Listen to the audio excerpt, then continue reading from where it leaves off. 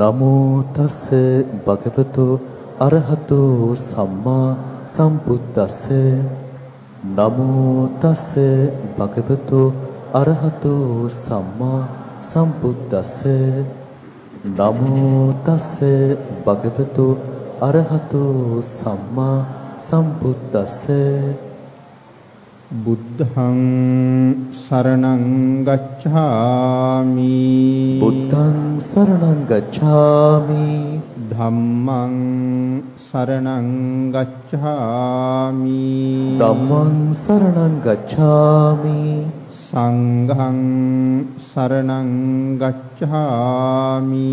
සංඝං සරණං ගච්ඡාමි. ဒ ුතියම්පි බුද්ධං සරණං ගච්ඡාමි.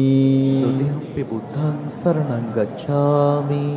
ဒ ුතියම්පි ධම්මං සරණං ගච්ඡාමි. ဒုတိယံ පි ධම්මං සරණං ගච්ඡාමි. ဒ ුතියම්පි සංඝං සරණං ගච්ඡාමි. ဒုတိယံ පි සංඝං සරණං ගච්ඡාමි. තත්තියම්පි බුද්ධං සරණං ගච්ඡාමි. တတိယံ පි බුද්ධං සරණං ගච්ඡාමි. තත්තියම්පි ධම්මං සරණං ගච්ඡාමි. တတိယံ පි ධම්මං සරණං ගච්ඡාමි.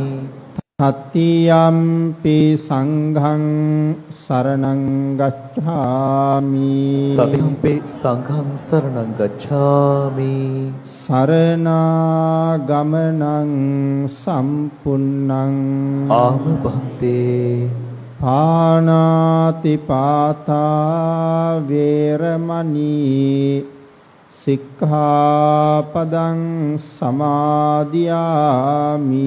පාණාතිපාතා වේරමණී සික්ඛාපදං සමාදියාමි. අදින්නාදානා වේරමණී සික්ඛාපදං සමාදියාමි. අදින්නාදානා වේරමණී සික්ඛාපදං සමාදියාමි. කාමේසු මිච්ඡාචාරා වේරමණී සික්ඛාපදං සමාදියාමි. කාමේසු මිච්ඡාචාරා වේරමණී සික්ඛාපදං සමාදියාමි. මුසාවාදා වේරමණී සික්ඛාපදං සමාදියාමි. මුසාවාදා වේරමණී සික්ඛාපදං සමාදියාමි.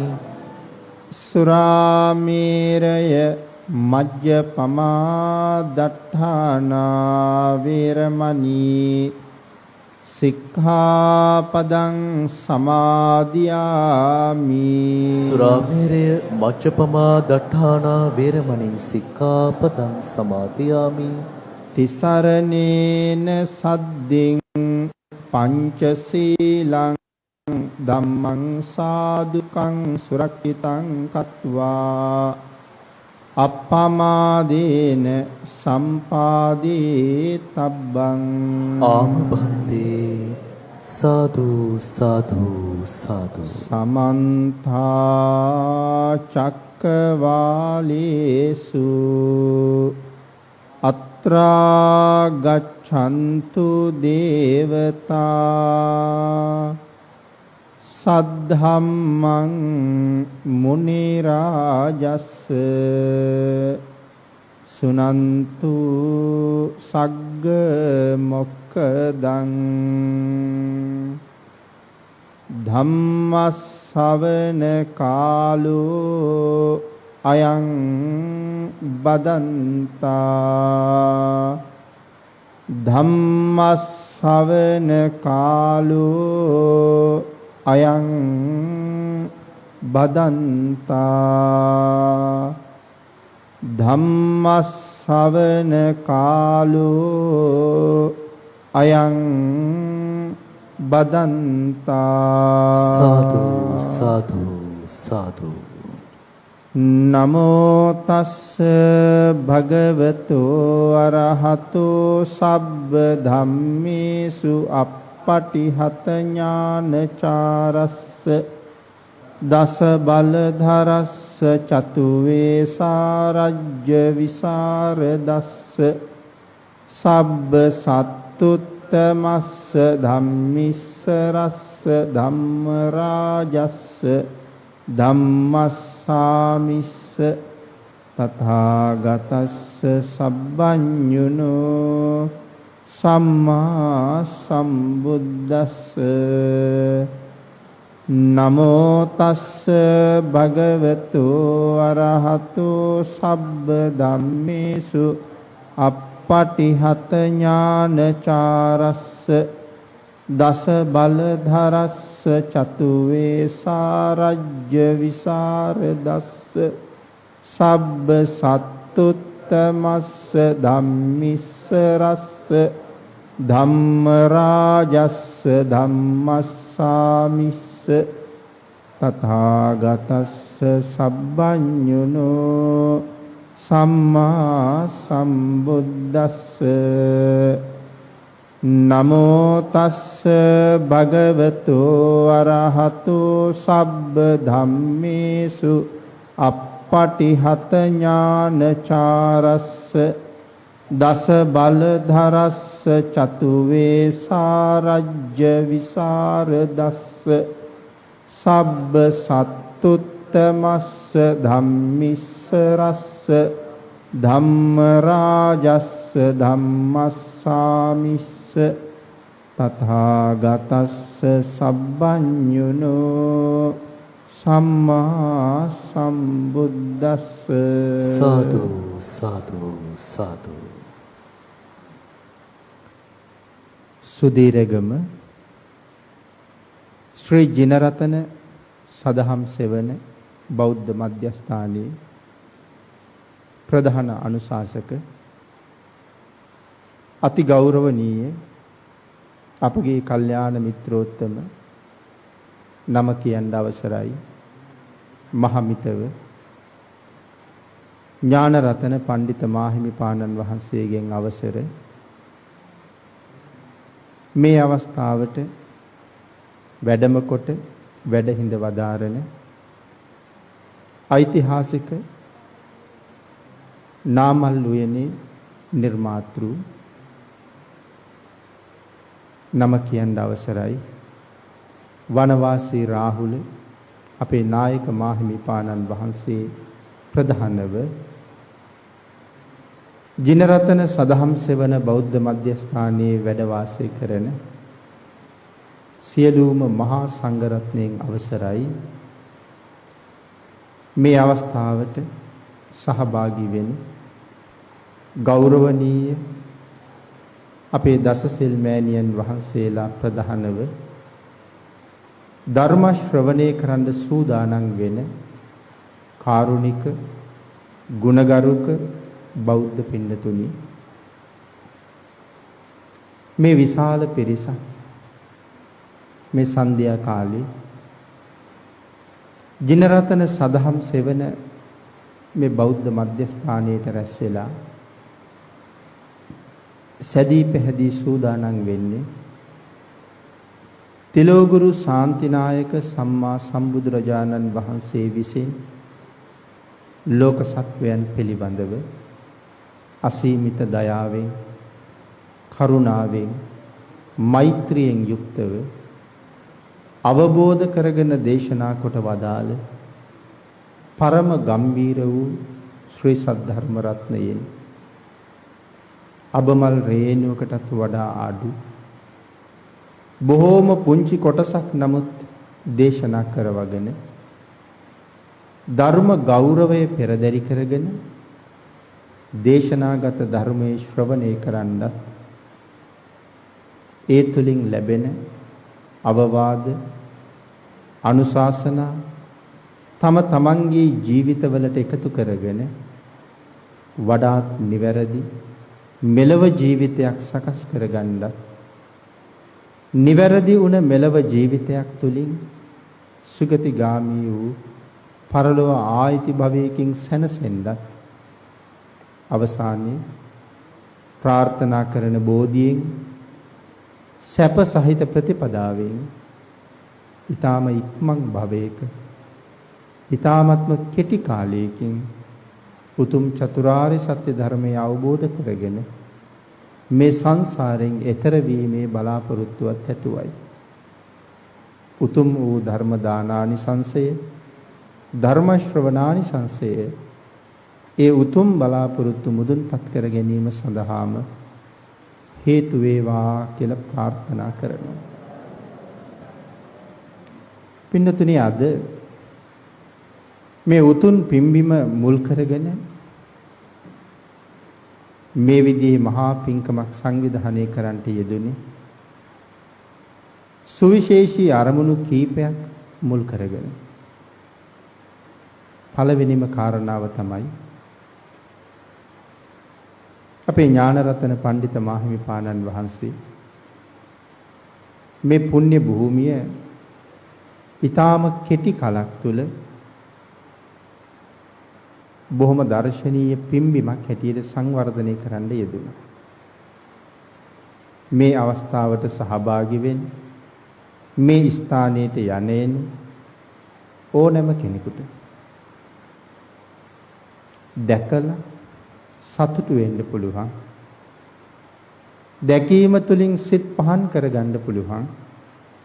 බොහොම රමණීය පිම්බිමක් උන්වහන්සේ ඊටාම කෙටි කාලයකින් මෙතන නිර්මාණය කරන්න යෙදුණා. ඒ කටයුතු සංවිධානය කරනකොට ගොඩනැගීම් කරනකොට සැලසුම් කරනකොට ඒ සියල්ලම උන්වහන්සේම මූලික වෙලා සිද්ධ කරන්න යෙදුණා. උන්වහන්සේගේ අදහස් තමයි මේ බැලූ හැම තැනම මේ දකින්න තියෙන්නේ. බොහෝම සතුටින් සිත පිනායමින් ශ්‍රද්ධාවෙන් ඉතිරෙමින් අපිත් එක්ක සඳහන් කරනවා අපේ හාමුදුරුවනේ මගේ ජීවිතේ මං හුඟා පින් කරගත්තා කියලා. මං ඇති වෙන්න පින් කරගත්තා කියලා උන්වහන්සේ සඳහන් කරන්නේ. බොහොම කලාතුරකින් තමයි භික්ෂූන් වහන්සේ නමකට එක පිම්බිමක තුන් බෝධියම පිහිටවන්න අවස්ථාව ලැබුණා. උන්වහන්සේ සඳහන් කරනවා ඒ වාග්ය ලබාපු කීප දෙනා අතරින් මමත් එක්කෙනෙක්. එහෙම කියලා උන්වහන්සේ ගොඩක් සතුටු වෙනවා. මේ අතරතුර උන්වහන්සේටම පහළ වෙච්ච සිතුවිල්ලකට අනුව ලෞතර බුදුරජාණන් වහන්සේ වෙනුවෙන් මගේ ජීවිත කාලය තුල සුගන්ධ කුටියක් නිර්මාණය කරගන්න ලැබුණොත් ඒක තමන් වහන්සේ ලබන මහා භාග්‍යයක් හැටියට සලකලා උන්වහන්සේ ඒ සඳහාත් මුල පුරන්න යෙදුණා. උන්වහන්සේ වටා එකතු වෙන්න ශ්‍රද්ධා කාමීන් සම්බන්ධ කරගෙන ඊ타මත්ම කෙටි කාලයකින් ලෞතර බුදුරජාණන් වහන්සේගේ ශාරීරික ධාතුන් වහන්සේලා වඩා හිඳවීම සඳහා අත්‍යාලංකාර වූ සුගන්ධ කුටියක් ධාතු මන්දිරයක් මේ පිම්බිමේ ඉදි කරලා ඊයේ උදේ පාන්දර සර්වඥ ධාතුන් වහන්සේලා ප්‍රධානව භාග්‍යතුන් වහන්සේගේ ප්‍රතිමා වහන්සේ නම ඒ උතුම් මන්දිරය තුල තැන්පත් කරන්න යෙදුණා. ඒ මොහොතේ ඉඳලා මේ වෙනකම්ම නොඑක් පින්කම් කටයුතු සංවිධානය කරගෙන බුදුරජාණන් වහන්සේ වෙනුවෙන් අපූර්ව පූජාවල් සිද්ධ කරන්න යෙදුණා. මේ සන්ධ්‍යා කාලේ ඒ කාරණාවත් අරමුණු කරගෙන හෙට දවසට යෙදිලා තියෙන 2021 අවුරුද්දේ මෙම විහාරස්ථානයේ සිදු කරන බස්සාවාසික පින්කම ඉදිරියේ තබාගෙන අද මේ ධර්ම දේශනා පින්කම මේ විදිහට සංවිධානය කරන්න යෙදුණා. බොහෝම ශ්‍රද්ධාවෙන් ධර්ම ශ්‍රවණය කරන්න මේ මොහොතේ සූදානම් වෙන ඔබ සියලු දෙනා වෙනුවෙන්ම ධර්ම දේශනාවේ මාතෘකාව හැටියට මම අද යොදා ගන්න කල්පනා කළා මජ්ක්‍ධිම නිකායේ දක්ඛින විභංග සූත්‍රයේ සඳහන් වන එක ගාථා රත්නයක්. නයිමස්මින් ලෝකේ පරස්මින් වාපන බුද්දේන සෙට්ඨෝ යදිසෝච විජ්ජති යාමාහු නෙය්‍යානං අග්ගතං ගති පුඤ්ඤත්තිකානං විපුල ඵලීසි. පින්නතුනි, මේ උතුම් ගාථා රත්නේ සරල තේරුම සිහිපත් කළොත් නයිමස්මින් ලෝකේ පරස්මින් වාපන, මේ ලෝකෙවත් පරලෝකිකවත් එහෙම නැත්නම් වෙනත් කිසිම ලෝකිකවත් බුද්දේන සෙට්ඨෝ යදිසෝච විජ්ජති, බුද්ධ ශ්‍රේෂ්ඨයන් වහන්සේ තරම් උතුමන් වහන්සේ නමක් නැහැ. යාමාහු නෙය්‍යානං අග්ගතං ගති පුඤ්ඤත්තිකානං විපුල ඵලීසි. පින්කම් සිද්ධ කරලා මහත්ඵල මහානිසංසදායක කුසල් බලාපොරොත්තු වෙන යම් කෙනෙක් යම් උතුමන් වහන්සේ නමක් උදෙසා පුද පූජා පවත්වනවාද, පින් බලාපොරොත්තු වෙන එවන් අය අතර ලෞතර බුදුරජාණන් වහන්සේ තරම් ශ්‍රේෂ්ඨ තවත් වෙනත් කෙනෙක් මේ විශ්ව ධාතුවේම නැහැ කියන එකයි මේ ගාථා රත්නේ සරලම අර්ථය. මේ කාරණාව හොඳට දන්න, මනාව අවබෝධ කරගත්ත අපේ පඬිත මාහිමිපාණන් වහන්සේ සදහැවතුන් එකතු කරගෙන ලෞතර බුදුරජාණන් වහන්සේ වෙනුවෙන් ඊටාම ගෞරවයෙන්, ඊටාම ශ්‍රද්ධාවෙන් මේ පිම්බිම නිර්මාණය කරන්න යෙදුණා. ඒ සියලු කාරණා මුල් කරගෙන උන්වහන්සේගේ සහ මේ කාරණා සඳහා බොහෝ වෙහෙසමින් කටයුතු කරන සදහැවතුන්ගේ සදහැසිත තව තවත් දියුණු කරගන්න. තමන් සිද්ධ කළා වූ පින්කම පිළිබඳව හිතේ ශ්‍රද්ධාව හිතා වැඩි දියුණු කරගන්න පුළුවන් ධර්ම කාරණාවක් මේ අවස්ථාවේ පැහැදිලි කරන්න හිතුවා. පින්නතුනි, විපස්සී සම්මා සම්බුදුරජාණන් වහන්සේ ලෝකේ පහළ වෙන්න හුඟක් කාලයකට ඉස්සර එක තරුණ පුත්‍රයින් දෙපළ බොහෝම ශ්‍රද්ධාවෙන් එදිනෙදා කටයුතු කරන අවස්ථාවක්. නමුත් ඒක අබුද්ධෝත්පාද කාලයක්. අබුද්ධෝත්පාද කාලයක වුණත් සසර පින් ඇති අයට පින් කිරීමේ සිත පහළ වෙනවා. අපිත් පින්කම් කර කර ප්‍රාර්ථනා කරනකොට කළ යුතු විශේෂ ප්‍රාර්ථනාවක් තමයි අබුද්ධෝත්පාද කාලයක ඉපදුනත් නිර්මල තිසරණය හැම කල්හිම අවබෝධ වේවා කියන ප්‍රාර්ථනාව. පුණ්‍යවන්තයින්ට එදාටත් ශ්‍රද්ධාව උපදිනවා. ඉතින් මේ දෙපළ උක්කේනක් වගා කරලා තිබුණා. එක දවසක් මේ අයියයි මල්ලිට හිතුණා උක්කේන බලලා එන්න යන්න ඕන කියලා.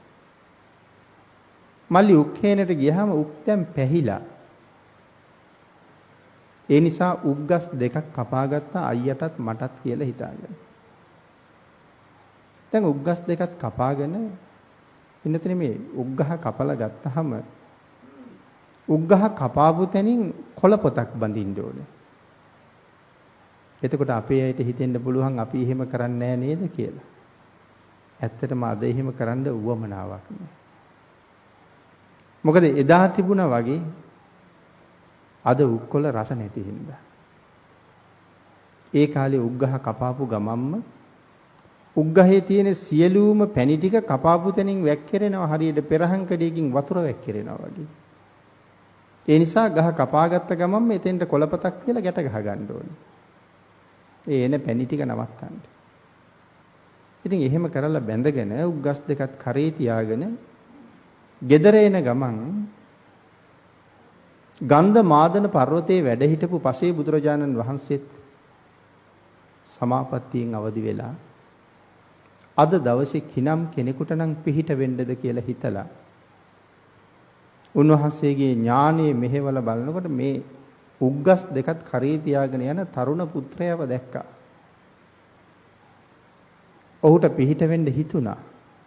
නමුත් ඔහු ළඟට වැඩියොත් ශ්‍රද්ධාවෙන් යමක් පූජා කරයිද කියලා අරමුණු කරාම ඔහු බොහොම සැදැහැවත්. පූජාවක් කරන්න කැමති අවස්ථාව ලැබෙනවා නම් ඒ නිසා ඔහු උග්ගස් දෙකත් කරේ තියාගෙන ගෙදර එන ගමන් පසේ බුදුරජාණන් වහන්සේ ඔහු එන මාර්ගයේ ඉදිරියට වැඩම කළා. බුදුරජාණන් වහන්සේ මුණ ගැහුණා. දැක්ක ගමන් පුදුම පැහැදීමක් ඇති වුණා. උග්ගස් දෙක පසක තියලා මහ පාරිම භාග්‍යතුන් වහන්සේට වන්දනා කළා. වන්දනා කරලා අසුනක් පනවලා ස්වාමීනි මට අනුකම්පා කරනසේක්වා. මගෙන් අද පූජාවක් පිළිගන්නාසේක්වා. පාත්‍රය පිරිසිදු කරලා බුදුරජාණන් වහන්සේට පිළිගන්වලා තමන්ගේ උග්ගහ කොළ පොතෙන් නිදහස් කරලා පාත්‍රයට ඉහළින් අල්ලහම මුලින් සඳහන් කළා වගේ පෙරහංකඩින් වතුර පෙරෙනවා වගේ අර පැණි ටික ඔක්කොම වැක්කිරිලා පාත්‍රයට එකතු වුණා. ඔහු බලාගෙන ඉන්න වෙලාවෙම පසේ බුදුරජාණන් වහන්සේ උප්පැණි ටික වැළඳුවා. බොහෝම සන්තෝෂයි. කල්පනා කළා අයියට ගෙනාපු උග්ගහත් පූජා කරන්න ඕනේ. පූජා කරලා ගිහිල්ලා අයියට කියනවා මම මේක. අයියා උග්ගහට සල්ලි ඉල්ලුවොත් අයියට සල්ලි දෙනවා. එහෙම නැත්නම් අයියටත් පින් දෙනවා. නැවත වතාවක් පාත්‍රයේ ඉල්ලගෙන ඒ උග්ගහේ පැණි ටිකක් පාත්‍රයට එකතු කරලා බුදුරජාණන් වහන්සේට පූජා කළා. පිළිගත්ත හැටියෙන්ම දැනගත්තා මේක මෙතන වළඳන්නේ නැහැ කියලා. බුදුරජාණන් වහන්සේට වන්දනා කරලා ඔහු ප්‍රාර්ථනාවක් කළා. ස්වාමීනි මේ උප්පැණි පූජා කරපු පිනේ මෙතෙන් පටන් නිවන් දක්නා ජාති දක්වා සතර පායක උපතක් නොවේවා. දෙව් මිනිස් සැප කෙලවර මට උතුම් නිර්වාණ සම්පත්තිය ලැබේවා කියලා ප්‍රාර්ථනා කළා. බුදුරජාණන් වහන්සේ ඔහුට ආශිර්වාද කරලා ඒ ප්‍රාර්ථනාව එසේම මුදුන්පත් වේවා කියලා පුණ්‍යානුමෝදනා කරලා අදිෂ්ඨානයක් කළා මං ගන්ධමාදන පර්වතයට වඩින්න තුරුත් මේ පාත්‍රයේ තියෙන පැණි 500ක් පසේ බුදුරජාණන් වහන්සේලාට පූජා කරලා නිමා කරන තුරුත් මාගේ 이르දියෙන් ඔහුම මේ දකින්න ඕනේ. එහෙම 이르දියක් දක්වලා වැඩම කළා. අර තරුණයා බලාගෙන ගන්ධමාදන පර්වතයේ පසේ බුදුරජාණන් වහන්සේලා 500 නමකට මේ පැණි පූජා කළා. බොහොම සතුටින් පින පිනා ගෙදර ගියහම අයියා අහනවා කොහෙද ගියේ කියලා. ඔව් සඳහන් කළා අයියේ මම උක්කේනට ගියා. උක්කේනට ගියේ එකේ උග්ගස් දෙකක් කපාගෙන එන්න එපයි. කපාගෙන නම් ආවා. මගින් මට පසේ බුදුරජාණන් වහන්සේ ළමක් මුණ ගැහුණා. මට කියලා ගෙනාපු උග්ගහේ පැණි ටික උන්වහන්සේට පූජා කළා. උන්වහන්සේ බොහෝම සතුටින් මගේ පූජාව පිළි අරගෙන එතනම වැළඳුවා. මං කල්පනා කළා අයියාගේ උග්ගහත් පූජා කරනවා. අයියට මුදල් ඕනේ කිව්වොත් මම මුදල් දෙනවා. අයියට පින් ඕනේ කිව්වොත් මම පින් දෙනවා කියලා කල්පනා කළා. අයියටත් බොහොම සතුටුයි. සඳහන් කළා අයියාගේ උග්ගහේ පැණි ටික උන්වහන්සේ ගන්ධ මාදන පර්වතයට අරගෙන ගිහිල්ලා 500ක් බුදුරජාණන් වහන්සේලාට පූජා කළා කියලා. ඒ කතාව අහලා බොහොම සතුටු වෙච්ච වැඩිමල් සහෝදරයා ප්‍රාර්ථනාවක් කළා. සාදු සාදු. ඒ මහා කුසල කර්මය මං අනුමෝදන් වෙනවා. ඊටාම ඉක්මන් භවයකම මට උතුම් නිවනින් සැනසෙන්න ලැබේවා කියලා ප්‍රාර්ථනා කළා. දැන් මේ කාරණාවෙන් ඔබට කරුණු දෙකක් වැටහෙන්න ඕනේ. මොකක් ගැනද? ප්‍රාර්ථනාව ගැන. කොහොමද මල්ලි ප්‍රාර්ථනාව ගොනු කළේ? මේ පින්කම නිසා සතර අපායක උපදින්නේ නැතුව දෙව් මිනිස් සැප කෙලවර උතුම් නිවනින් සැනසෙන්න ලැබේවා. නමුත් අයියා ප්‍රාර්ථනා කළේ ඒ කුසල කර්මය නිසා මට ඊටාම ඉක්මනින් මේ සංසාරයෙන් එතර යන්න ලැබේවා. එතකොට ප්‍රාර්ථනා දෙකේ වෙනසක් තියෙනවා. අයියා ප්‍රාර්ථනා කළේ නෑ දෙව් මිනිස් සැප කෙලවර කියලා. නමුත් මල්ලි එහෙම ප්‍රාර්ථනා කළා. ඒ ජීවිතයේ ආයුෂ තියෙනකන් ජීවත් වෙලා දෙන්නම මරණයටපත් වෙලා දිව්‍ය ලෝකෙ උප්පත්තිය ලැබුවා. බුද්ධාන්තරයක් තරම් දීර්ඝ කාලයක් දෙව්ලොව දෙව් සැප වින්දා. ඔන්න ඔය කාලේ තමයි විපස්සී සම්මා සම්බුදුරජාණන් වහන්සේ ලෝකේ පහළ වෙන්නේ. මේ කාලේ වෙනකොට දෙන්නම දෙව්ලොවින් චුත වෙලා නැවත මනුස්ස ලෝකේ උප්පත්තිය ලැබුවා. එක දවසක් මේ වැඩිමහල් සහෝදරයා එදා වැඩිමහල් සහෝදරයා මෙදත් මේ පවුලේ වැඩිමහල් දරුවමයි. එදා මල්ලි මෙදත් මේ පවුලේ ඒ වැඩිමහල් සහෝදරයාගේ මලනුවන්මයි. වැඩිමහල් සහෝදරයාගේ නම සෙන. බාල මලනුවන්ගේ නම අජිත. සෙන සහ අජිත. විපස්සී වාග්යතුන් වහන්සේ පහළ වෙලා හිටියේ ඒ කාලේ. එක දවසක් සෙන දැක්කා හැමදාම බණ අහන්න යන පිරිස. ඉතින් විපස්සී වාග්යතුන් වහන්සේගේ කාලෙ පින්නතුනි හැමදාම බණ අහන්න යනවා කියලා කිව්වට වාග්යතුන් වහන්සේ හැමදාම ධර්ම දේශනා කරන්නේ නැහැ. දීර්ඝ ආයුෂ තියෙන නිසා සෑමදාම ධර්ම දේශනා කෙරෙන්නේ නැහැ. නමුත් ධර්ම දේශනා කරන දවස දැනුවත් කරන පිරිසක් ඉන්නවා. ඒ අය ධර්ම දේශනා කරන දවස දැනුවත් කරනවා. පින්කම් කරන දවස දැනුවත් කරනවා. හතර පෝය දැනුවත් කරනවා.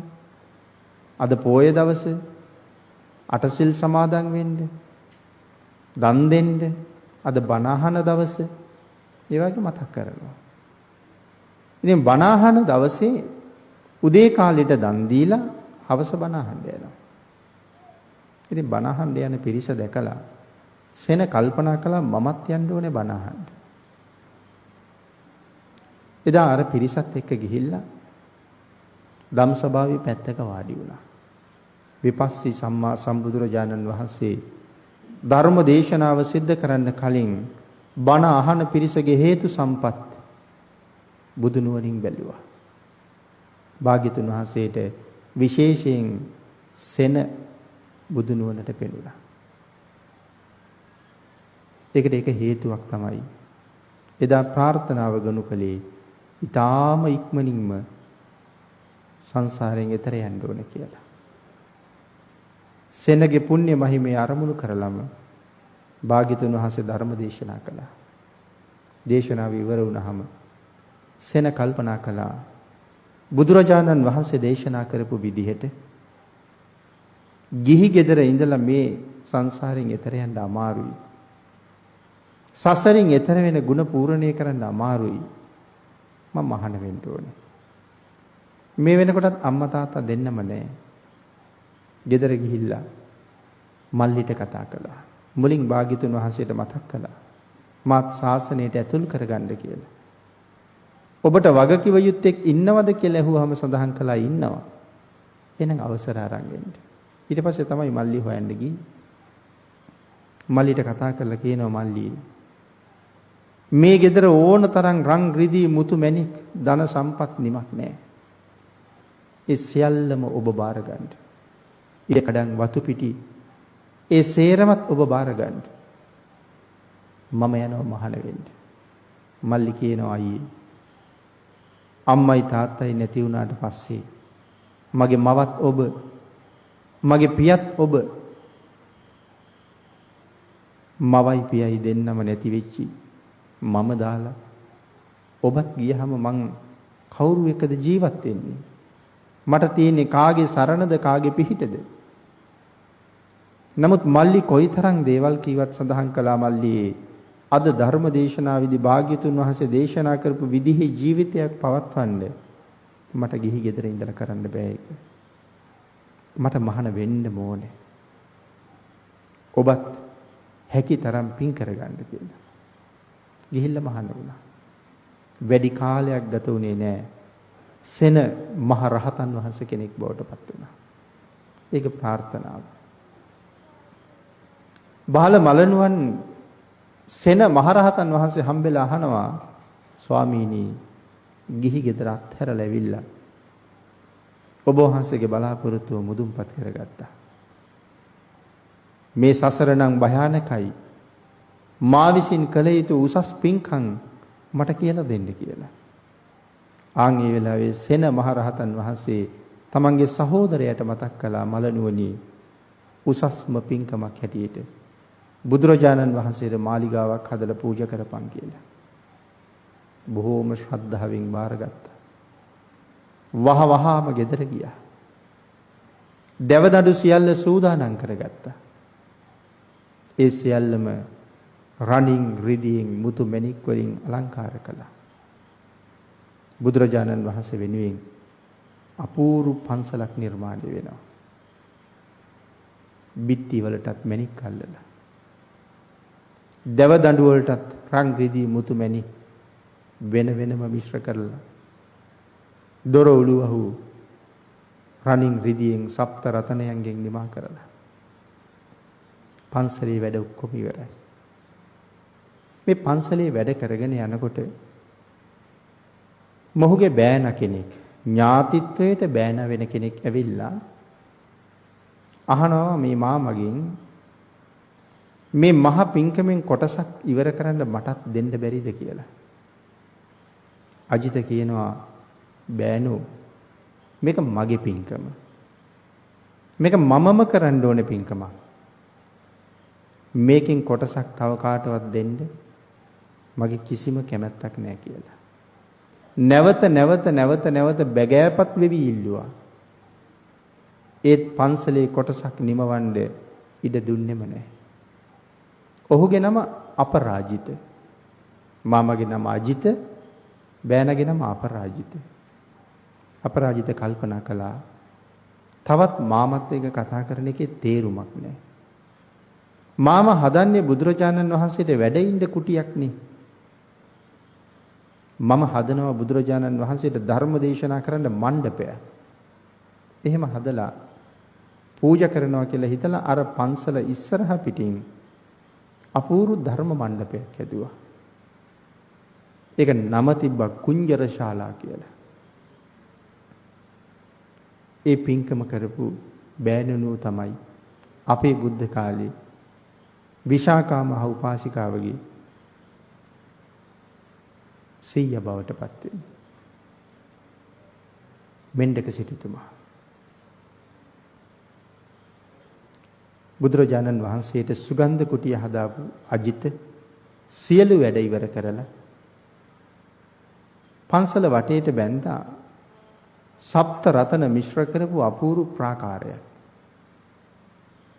ප්‍රාකාරයත් පන්සලේ පදනමත් අතර ලොකු මැණික් කුඩු කරලා පොඩි මැණික් එහෙමම දාලා සම්පූර්ණ මුළු මිදුලම මැණික් වලින් ඇතුරුවා. මිදුලට අඩිය තියහම දන ගාවට එනකන් මැණික් වල ඉරෙනවා. මේ සියල්ල නිමා කරලා රහතන් වහන්සේ ළඟට ගිහිල්ලා කියනවා පන්සලේ වැඩ ඉවරයි. දැන් බුදුරජාණන් වහන්සේට පූජා කරන්න අවස්ථාව හදලා දෙන්න. බුදුරජාණන් වහන්සේට ආරාධනා කළා. බුදුරජාණන් වහන්සේ පන්සල පිළිගන්න වැඩම කළා. හැබැයි ප්‍රාකාරයේ ගාවට වැඩම කරලා නතර වුණා. අජිත ආරාධනා කළා ස්වාමීනි ඇතුළට වඩිමු. භාග්‍යතුන් වහන්සේ වඩින්නේ දෙවනි පාරත් ආරාධනා කළා ඇතුළට වඩිමු. භාග්‍යතුන් වහන්සේ වැඩියේ නෑ. තුන්වෙනි පාරත් ආරාධනා කළා. බුදුරජාණන් වහන්සේ වැඩියේ නෑ. බුදුරජාණන් වහන්සේ ඊළඟ වතාවේ සෙන රහතන් වහන්සේගේ මුණ දිහා බැලුවා. රහතන් වහන්සේ කතා කළා මල්ලිට. කතා කරලා කියනවා අජිත බුදුරජාණන් වහන්සේට මෙහෙම කියන්න. ස්වාමීනි මේ විහාරයේ වැඩ ඉඳීමේ අයිතිය භාග්‍යතුන් වහන්සේට පවරනවා. නමුත් මේ සියලු රතනයන් ආරක්ෂා කිරීමේ වගකීම මා සතුයි. ආන් එහෙම සඳහන් කළාට පස්සේ බුදුරජාණන් වහන්සේ විහාරය ඇතුළට වැඩියා. මේක පින්නතුනි ඔබට ජීවිතේ ඉගෙන ගන්න අපූර්ව කාරණාවක්. ඇයි බුදුරජාණන් වහන්සේ මුලින් වැඩියේ නැත්තේ? මොකද බුදුරජාණන් වහන්සේ දන්නවා මිනිස්සු විවිධයි. මිනිස්සු බුදුරජාණන් වහන්සේ දකින්න, බණ අහන්න, දන් දෙන්න මෙතෙන්ට එනවා. හැබැයි භාග්‍යතුන් වහන්සේ දන්නවා ඒ මිනිස්සු යනකොට කොහොම හරි මේකෙන් මැණික් අරන් යනවා. එදාට අජිතට හිතුනොත් මේ තරම් වටින පන්සලක් හදලා දීලා අලංකාර විදිහට මළුවේ මැණික් අතුරලා දීලා තියෙනකොට මේකේ තියෙන මැණික් එක එක්කෙනා අරන් යනකම් බලාගෙන හිටියා. නවත්තන්න තිබුණේ නැද්ද කියලා හිතුනොත් අජිතට ඒකාන්තයෙන්ම නිරය උරුමයි. භාග්‍යතුන් වහන්සේවත් සංඝ රත්නයවත් වැඩ ඉන්නේ ඒ ස්ථානවල තියෙන දේවල් රකින්න නෙමෙයි. මහා සංඝයා වැඩ ඉන්නේ තමන්ගේ සංසාර ගමනෙන් එතර යන්න ගිහි ගෙදර අත්හැරලා දාලා සසරින් මිදෙන මගට සාධාරණයක් කරගන්න ඇවිල්ලා තියෙනවා.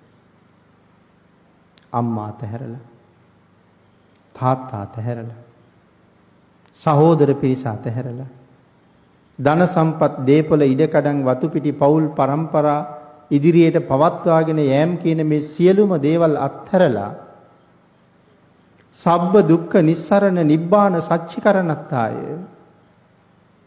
සියලු දුක් නිමා කර ගැනීම සඳහා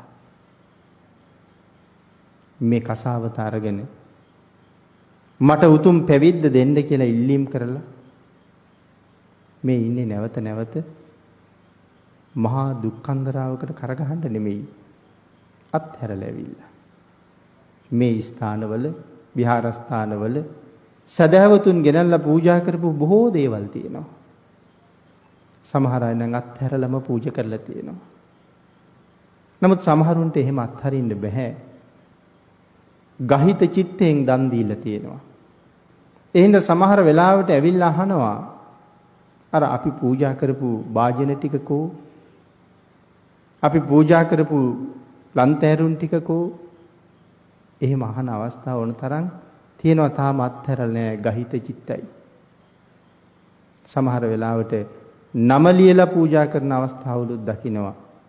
ඒකත් ඒ ගණේටම වැටෙනවා ඇති කියලා හිතෙනවා. මොකද නම දකින්න වාරයක් ගානෙත් මම පූජා කරපු එක කියලා හිතෙන්න පුළුවන්. එතකොට මේ දේවල් තව කවුරු හරි හොරාගෙන ගිහිල්ලා නැත්නම් ගත්ත තැනකින් විනාශ වෙලා කෙනෙක් හිතුවොත් එයි හාමුදුරුවෝ මෙව්වා ගැන හොයලා බැලුවේ නැත්තේ කියලා තාම පූජාව කොහෙද තියෙන්නේ කියලා තමයි ආපහු හිතන්න වෙන්නේ. මොකද උන්වහන්සේ ඒවට වග කියන්න ලෑස්ති නැහැ. සමහර වෙලාවට දායකයෝ 200 250 300 ඉන්න තැන් තියෙනවා. ඉතින් මේ gedara තියෙන දේවල් පවුලේ 7-8 දෙනෙක් අත්හැරලා ඇවිල්ලා මේ දායකයෝ 300-400කට වග කියන්න බාර ගන්නවා කියලා කියන්නේ රජ වෙනවට සමාන වැඩක්. රජකම කියලා කියන්නේ සසර දික් කරන නිවන පරක්කු කරන තැන. එහෙමනම් ඒ ඔක්කොම අතහැරලා සංසාරයෙන් එතර යන්න කියලා මෙතෙන්ට ඇවිල්ලා මේ 300-400කට වගකීම් බාරගත්තාම gedara හිටියට වඩා ගමන හුඟක් පරක්කු වෙනවා. ඒ වාගේ කාරණා ගොඩක් මේ කාරණාව ඇතුලේ හිතන්න තියෙනවා. භාග්‍යතුන් වහන්සේ කල්පනා කරනවා අජිතට එහෙම හිතුනොත් මොකද වෙන්නේ? ආන් ඒකයි රහතන් වහන්සේ සඳහන් කළේ ස්වාමීනි මේ සියලු දේවල් වල රැකවරණය මට බාරයි. භාග්‍යතුන් වහන්සේට මේ කුටියේ වැඩ ඉන්න කාර්ය බාරයි. ඒ නිසා යතුලට වැඩි. අනබෙරයක් යවුවා. මිනිස්සුන්ට බණ අහන්න දෙන්න කියලා. ශ්‍රද්ධාවන්තයෝ නම් කොහොමත් බණ අහන්න එනවා. නමුත් ශ්‍රද්ධාව නැති අයට ඇවිල්ලා මැණික් අරගෙන යන්න කියහම ඒගොල්ලෝ මැණික් අරන් යන්න එනවා. හැබැයි මැණික් අරන් යන්න වෙන්නේ බණ අහලා ඉවර වෙලානේ. භාග්‍යතුන් වහන්සේගෙන් දේශනාවක් ඇහුවට පස්සේ ඒ පුද්ගලයා හිටියට වඩා හුඟක් වෙනස් වෙලා නැගිටලා යන්නේ.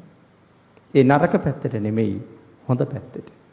එතකොට උපක්‍රමශීලීව මිනිස්සුන්ට බණ ආස්වන එක තමයි අජිතගේ බලාපොරොත්තු. පන්සල වටේටම රැකවල් තිබ්බා. රැකවල් තියලා මිනිස්සුන්ට කීවා කිසි කෙනෙකුට මල්ලක දාගෙන මැණික් ගෙනියන්න දෙන්න එපා. කිසි කෙනෙකුට ඔඩොක්කුවේ දාගෙන මැණික් ගෙනියන්න දෙන්න එපා. දැනුවත් කළා දුප්පත් කෙනෙක් බණ අහන්න ආවොත් මිටට අහු වෙන විදිහේ මැණික් මිටවල් දෙකක් අරන් යන්න. පෝසත් කෙනෙක් බණ අහන්න ආවොත් එක මිටක් අරන් යන්න. ඉතින් ඒ හින්දා මිනිස්සු බණ අහන්න එනවා. හැබැයි අහපු හැමෝම ජීවිතේ වෙනස් කරගෙන තමයි යන්නේ. මේ විදිහට මළුවේ අතුරුලා තිබුණ මැණික් 3 වතාවක් ඉවර වුණා. 3 වතාවම පිරෙව්වා. තිඹිරි ගෙඩියක් වාගේ මැණික් ගලක් තිබුණා. ඒකෙන් පුදුම කාන්තිමත් එළියක් විහිදෙනවා. ඒක අජිත ගෙනහිල්ලා තියලා තිබුණේ බුදුරජාණන් වහන්සේගේ සිරිපතුල ළඟ. මාණික්‍යමය එළියයි ෂඩ්වර්ණ රශ්මියයි මිශ්‍ර වුණාම ඒ දිහා බලපු කෙනෙකුට ඇහැ අහකට ගන්න හිතෙන්නේ නැහැ. එක දවසක් මිත්‍යා දෘෂ්ටික බමුණේ බණ අහන්න ආවා. හැබැයි අරමුණ බණ අහන එක නෙමෙයි අර මැණික ගන්න එක. අජිත දන්නවා ආවේ බණ අහන්න නෙමෙයි මැණික ගන්න කියලා. නමුත් මෙතන කලබල කරන්න නරකයි. ඔහු බුදුරජාණන් වහන්සේට වඳින න්‍යායෙන් භාග්‍යතුන් වහන්සේගේ බුද්ධ ආසනය යටට අත දික් කරලා අර මැණික ගත්තා. අරගෙන ගියා. සියලු දෙනා ගියාට පස්සේ අජිත බුදුරජාණන් වහන්සේ ළඟට ගිහිල්ලා කියනවා ස්වාමීනි මේ මළුවේ මැණික් 3 පාරක් ඉවර වුණා. 3 පාරම ගෙනල්ලා පිරෙව්වා. මම ඒක සතුටින්ම කළා ස්වාමීනි. නමුත් ස්වාමීනි අර බ්‍රාහ්මණයා අර මැණික ගත් එක ගැන මගේ හිත වාවන්නේ කියලා. බුදුරජාණන් වහන්සේ අහනවා අජිත තමන් කැමති වස්තුවක් තමන් සන්තක වස්තුවක් කවදාවත් අනුන් නොගන්න නම් ගින්නෙන් ජලයෙන් රජුන්ගෙන් හොරුන්ගෙන් විනාශ නොවෙන්න නම් කරන්න ඕනේ මොකද්ද කියලා දන්නේ නැද්ද කියලා. ආන්ගේ කාරණාවෙන් සඳහන් කළ ස්වාමීනි මට ඒ කරුණ කියලා දෙන්න.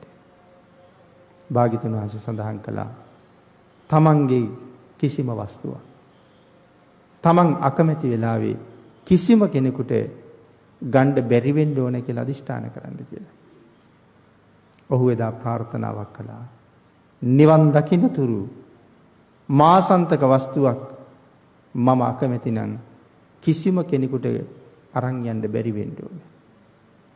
ගින්නට ජලයටවත් විනාශ කරන්න බැරි වෙන්න ඕනේ කියලා. ඒක සංසාරේ පුරාම ඔහුට මහ ලාභයක් ගෙනල්ලා දුන්නා. එතකොට මේ අජිත මේ විදිහට කාලයක් පින්කම් කර කර ජීවත් වෙලා මරණයටපත් වුණා. මහරහතන් වහන්සේ පිරිනිවන් පෑවා සහෝදරය. නමුත් අජිතගේ බලාපොරොත්තුව තව ඈතට යනවා. දෙව් මිනිස් සැප කෙලවර නිවන් දකින්න එක. නැවත දෙව්ලොව උප්පත්තිය ලැබුවා. අපේ බුදුරජාණන් වහන්සේගේ කාලේ නැවත වතාවක් මනුලොවට ආවා. මනුස්ස කුසක සුදුසු කාලේ ජීවත් වෙලා මව් කුසින් එළියට එන දවසේ ඒ රටේ තිබිච්ච සියලුම ආයුධ දිලිසෙන්න පටන් ගත්තා. කාන්තාවන් පැලඳගෙන ඉන්න සියලුම ආභරණ වලින් ආලෝකයක් නිකුත් වුණා. ආයුධ දිලිසෝමින් ආභරණ වලින් ආලෝකය නිකුත් කරවමින් ඉපදුනේ සංසාරේ මහා පුණ්‍යවන්තයෙක් නිසා.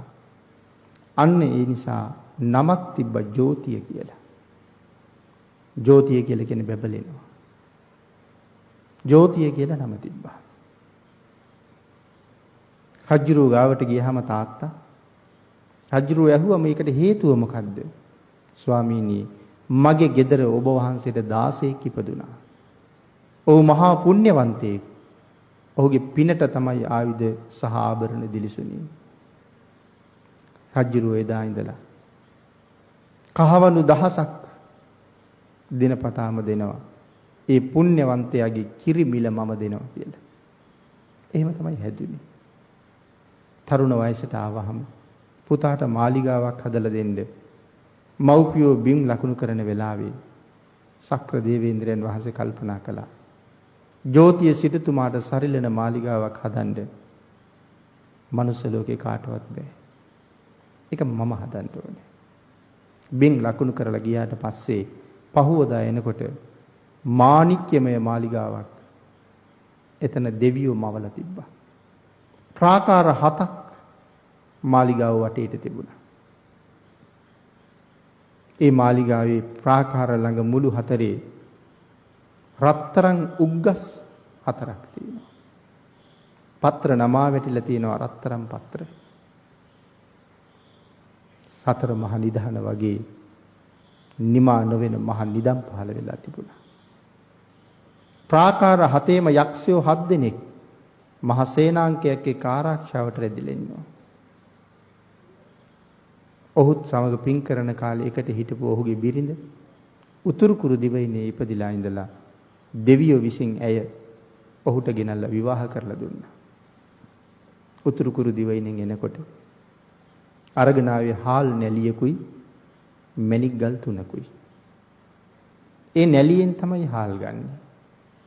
කරත්ත 100කට හාල් පැටෙව්වත් ගෙනාපු හාල් ටික ඉවර වෙන්නේ නැහැ.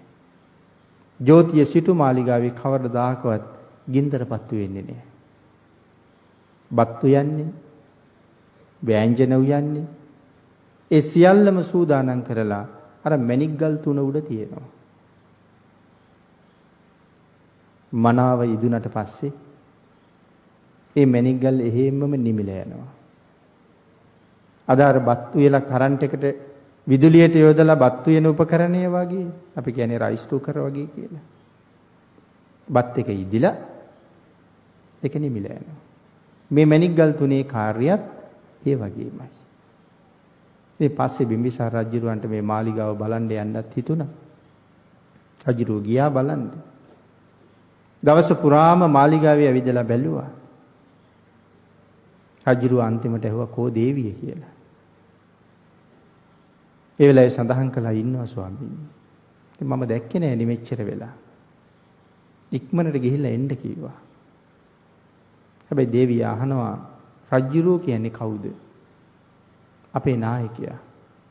ඇයි කියනවා මම පින් කළා මදි. මම ඉන්නේ තවත් කාටවත් යටත් වෙලාද කියලා. රජුරෝ ගාවට ආවට පස්සේ ඇය අහනවා ස්වාමියාගෙන් මම මොනවද කරන්න ඕනේ? පවන් සලන්න කිව්වා රජුරවන්ට.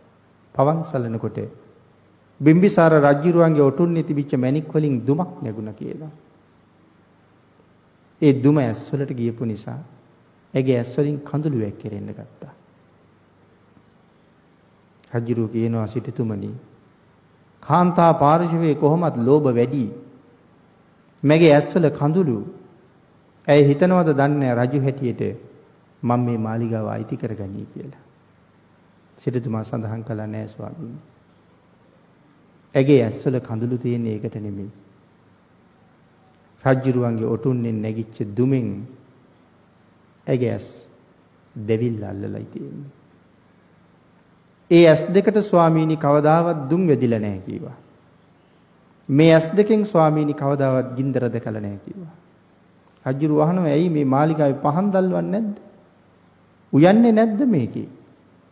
ස්වාමීනි ඒ සියල්ලම කරන්නේ මණික් වල ආලෝකයෙන්. ඇයි නිදාගන්නෙත් මණික් ආලෝකයෙන්, ඇයි අවදි වෙන්නෙත් මණික් ආලෝකයෙන්. ඇයි ගින්දර දැකලා නැහැ. ඇයි දුම දැකලා නැහැ. රජුරු අහනවා එහෙම මණික් තියෙනවද කියලා. රජුත් දැකලා නැති මණික්. රජුරු තියඹරා ගෙඩියක් වගේ, සිටුතුමා තියඹරා ගෙඩියක් වගේ මණිකක් ගෙනල්ලා රජුරවන්ට දෙනවා. මහරජය අදින් පස්සේ බිම්බිසාර මාලිගාවට මේ මණික එළිය දෙයි කියලා. පින්නතුනි මේ කාරණාවත් එක තව කතාවක් මතක් කරන්න හරි වටිනවා. දැන් මෙහෙම මණික් අපි දැකලත් නැහැ. මෙහෙම මණික් ගැන අපිට තේරෙන්නෙත් නැහැ. අනික තියඹරා ගෙඩියක් වගේ මණිකක් අද ලෝකෙ මිල කරන්නත් බෑ. සිටුතුමා ගාව එහෙම මණික් ඕන තරම් තිබුණා. ලෝකේ තියෙන උතුම්ම රතන තුනක් තියෙනවා. මොනවද ලෝකේ තියෙන උතුම්ම රතන? බුද්ධ රතනයයි, ධම්ම රතනයයි, සංඝ රතනයයි. රතන කියන්නේ මණික් වලට. එහෙමනම් මේ කතා කරන මණික් වලට වඩා කොයිතරම් ඉහළින්ද තුනුරුවන් ඉන්නේ. ඒ මණික් ගැන තේරෙන්නේ නැති අපට තුනුරුවන් ගැන තේරෙන්නේ නැත්තේ ඒකයි. තුනුරුවන් තේරුම් ගන්න එච්චරම අමාරු ඒකයි. ඒ මණික් වලට වඩා අසංඛ්‍ය අප්‍රමාණ තරමක් තුනුරුවන් උසස්. අපිට වැටහෙන වඩු ඒකයි. හිතේ තියෙනවා නම් ශ්‍රද්ධාව. ඒ සියලු ශ්‍රද්ධාව තුනුරුවන් උදෙසා පුදන්න වටින්නේ ඒකයි. හැබැයි මේ කාලේ අජාසත් රජුරවන්ට අර මාලිගාව අයිති කරගන්න හිතුණා. ඔය තාත්තත් එක්ක පුතත් ගියා. පුතාට නම් හිතුණා කියලා සඳහන් කරලම තියෙනවා අපේ තාත්තා රජ වෙලත් මහ මෝඩයි. මම රජ වුණා නම් මේ මාලිගාව මං අයිති කරගන්නවා කියලා. පාප මිත්‍රයෙක් ඇසුරු කරපු නිසා ආර්යයන් වහන්සේ නමක් වෙච්ච තමන්ගේ තාත්තා ඝාතනය කරලා දෙව්ලොවට කල්පනා කළේ ජෝතිය මාලිගාව අල්ලගන්න එක. විශාල පිරිසක් අරගෙන ගියා. හැබැයි ඈත තියාම රජුරෝ දැක්කා සිටුතුමත් මහ පිරිසක් ලෑස්ති කරලා ඉන්නවා තමන් සමග යුද්ධෙට. රජුරෝ කලබල වුණ හින්දා රජුරවන්ට තේරුන්නේ නැහැ. සිටුතුමා ලෑස්ති කරපු කිසි පිරිසක් නැහැ. රජුරුවන්ගේම පිරිස පළවෙනි මණික් ප්‍රාකාරයෙන් පරාවර්තනය වෙලා පේනවා. හැබැයි මේ ප්‍රාකාරෙත් එක පිරිසක් ඉන්නවා. ඒ තමයි යක්ෂ පිරිසක්. යක්ෂයෝ 7 දෙනෙක් ප්‍රාකාර 7 ඉන්නවා. බාහිරම ප්‍රාකාරයේ ඉන්න යක්ෂයාගේ නම යමකාලී. යමකාලී ගාව විශාල පිරිසක් ඉන්නවා. යමකාලී තමන්ගේ පිරිසත් එක්ක කඩුව අමෝරගෙන ඉස්සරහට පැන්නාම රජ්ජුරුවන්ගේ පිරිස දෙන්නෙක් එක මග නොයා දිව්වා කියලා සඳහන් කරනවා. නමුත් යමකාලී රජු පස්සෙන් එළවන එකත් හැරියෙන්නේ නැහැ. රජු දුවගෙන ගිහිල්ලා බැරිම තැන බුදුරජාණන් වහන්සේ ඉන්න තැනට දීවා. එදා උදේම සිටුතුමා ආහාර අරගෙන දවසම බුදුරජාණන් වහන්සේ ගාව බණ අහන දවස. හැබැයි සිටුතුමා දැක්කට පස්සේ රජුරෝ කියනවා මට විරුද්ධව පිරිසක් තියලා ඇවිල්ලා දැන් මෙතන බණ අහනවාද කියලා. සිටුතුමා අහනවා ඇයි මහරජා? මාලිගාවවත් කොල්ල කණ්ඩ හිතුණාද? ඔව් කීවා. ඉතින් බොරු කියන්න වෙයි. සඳහන් කළා මහරජය මම තියලා ආපු පිරිසක් නැහැ. නමුත් මම අකමැති වෙලාවේ මගේ කිසිම දෙයක් කාටවත් හොරා ගන්නත් බෑ කියලා කිව්වා. රජුරවන්ට තරහ ගියා. අජාසත් රජුරු ඒ කාලේ තරම් ශ්‍රද්ධාව තිබ්බ කෙනෙක් නෙමෙයි. තාත්තා මරපු කාලේ. එඳැහුව ඇයි උඹ මේ රටේ රජුරුවද කියලා. සඳහන් කළා නෑ මහරජා. මම රජුරුව නෙමෙයි. නමුත් රජුටවත් මගේ සම්පත් ගන්න බෑ කියලා කිව්වා. අජාසත් රජුරු සඳහන් කළා මම ඒක බලා ගන්නම් එහෙනම් කියලා. ඒ වෙලාවෙම නැගිට්ටා. සිටුතුමාගේ ඇඟිලි වල තියෙනවා මුදු 20ක්. ඇඟිලි 10 මුදු 20ක් තියෙනවා. අත දිගෑරලා කිව්වා මහරජය මම කැමති නෑ මගේ එක මුද්දක්වත් ගන්නවට. පුළුවන් නම් ගන්න කිව්වා. අජාසත් රජුරෝ කියන්නේ මහා ශක්තිවන්තයෙක්. උත්කුටිකයෙන් ඉඳලා ඉහළට පැන්නොත් 18 රියනක්. හිටගෙන උඩ පැන්නොත් තනි තැන රියන් 80ක් උඩ පයින්නවා කියලා කියන්නේ. එහෙම ශක්තිවන්තයා ගතින් දහදිය වැగిරෙනකන් උත්සාහ කළා. එක මුදුවක්වත් හොලව ගන්නවත් බෑ. බැරිද මහරජය? බෑ කිව්වා. එහෙනම් සලුවක් අරන් බිම එලන්න කියහම සිටුතුමා ඇඟිලි 10 පාත් කරාම මුදු 20ම සලුවට වැටුණා. එතකොට ඇයි මේ ගන්න බැරි? එදා කරපු ප්‍රාර්ථනාව. මහා සංවේගයක් ඇති වුණා. මම රජුරුවන්ගේ යටත් වැසියෙක්. නමුත් මගේ ප්‍රධානියා මගේ සම්පත් කොල්ල කනවා නම් මට ඔහු යටතේ ඉන්න එකේ තේරුම මොකද්ද? එතන මැහුවා මහරජා මම මහාන වෙන්න කැමතියි කියලා. රජුරුව කල්පනා කළා මොහු මහාන වුණොත් සම්පත් ටික නිකම්ම මට.